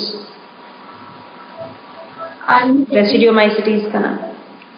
अच्छा ठीक है। Right? Complete यहाँ तक? Done with the questions? Yes. Fine. Okay, guys. So here we completed with the biological classification. Ma'am एक question, एक लास्ट क्वेश्चन। मैम ये रूट नोड वायरस नहीं करता क्या? क्या नहीं करते रूट नोड? डिजीज है ना रूट नोड प्लांट में। क्या कह रहे हो बेटा? क्वेश्चन बोलो, कौन सा कह रहे हो? मैम 146 पे 53 क्वेश्चन। 146 पे 53 question. Symptoms not seen in the plant due to the virus. Root knot, हाँ, root knot गांठ बनाना होता है बेटा. So it's being caused by bacteria. Crown gall disease, Agrobacterium tumefacium cause करता है. Not this. That's fine. Fine. Ma'am third option वाला ma'am नहीं होगा उसका? येलोइंग एंड वेन क्लियरिंग कर सकता है ना बच्चे, ये आगे लिखे हुए सारे सिम्टम्स जो वायरस कॉज करते हैं डिसीज के अंदर। Fine. Smash the like button and also subscribe Mystery Notebook.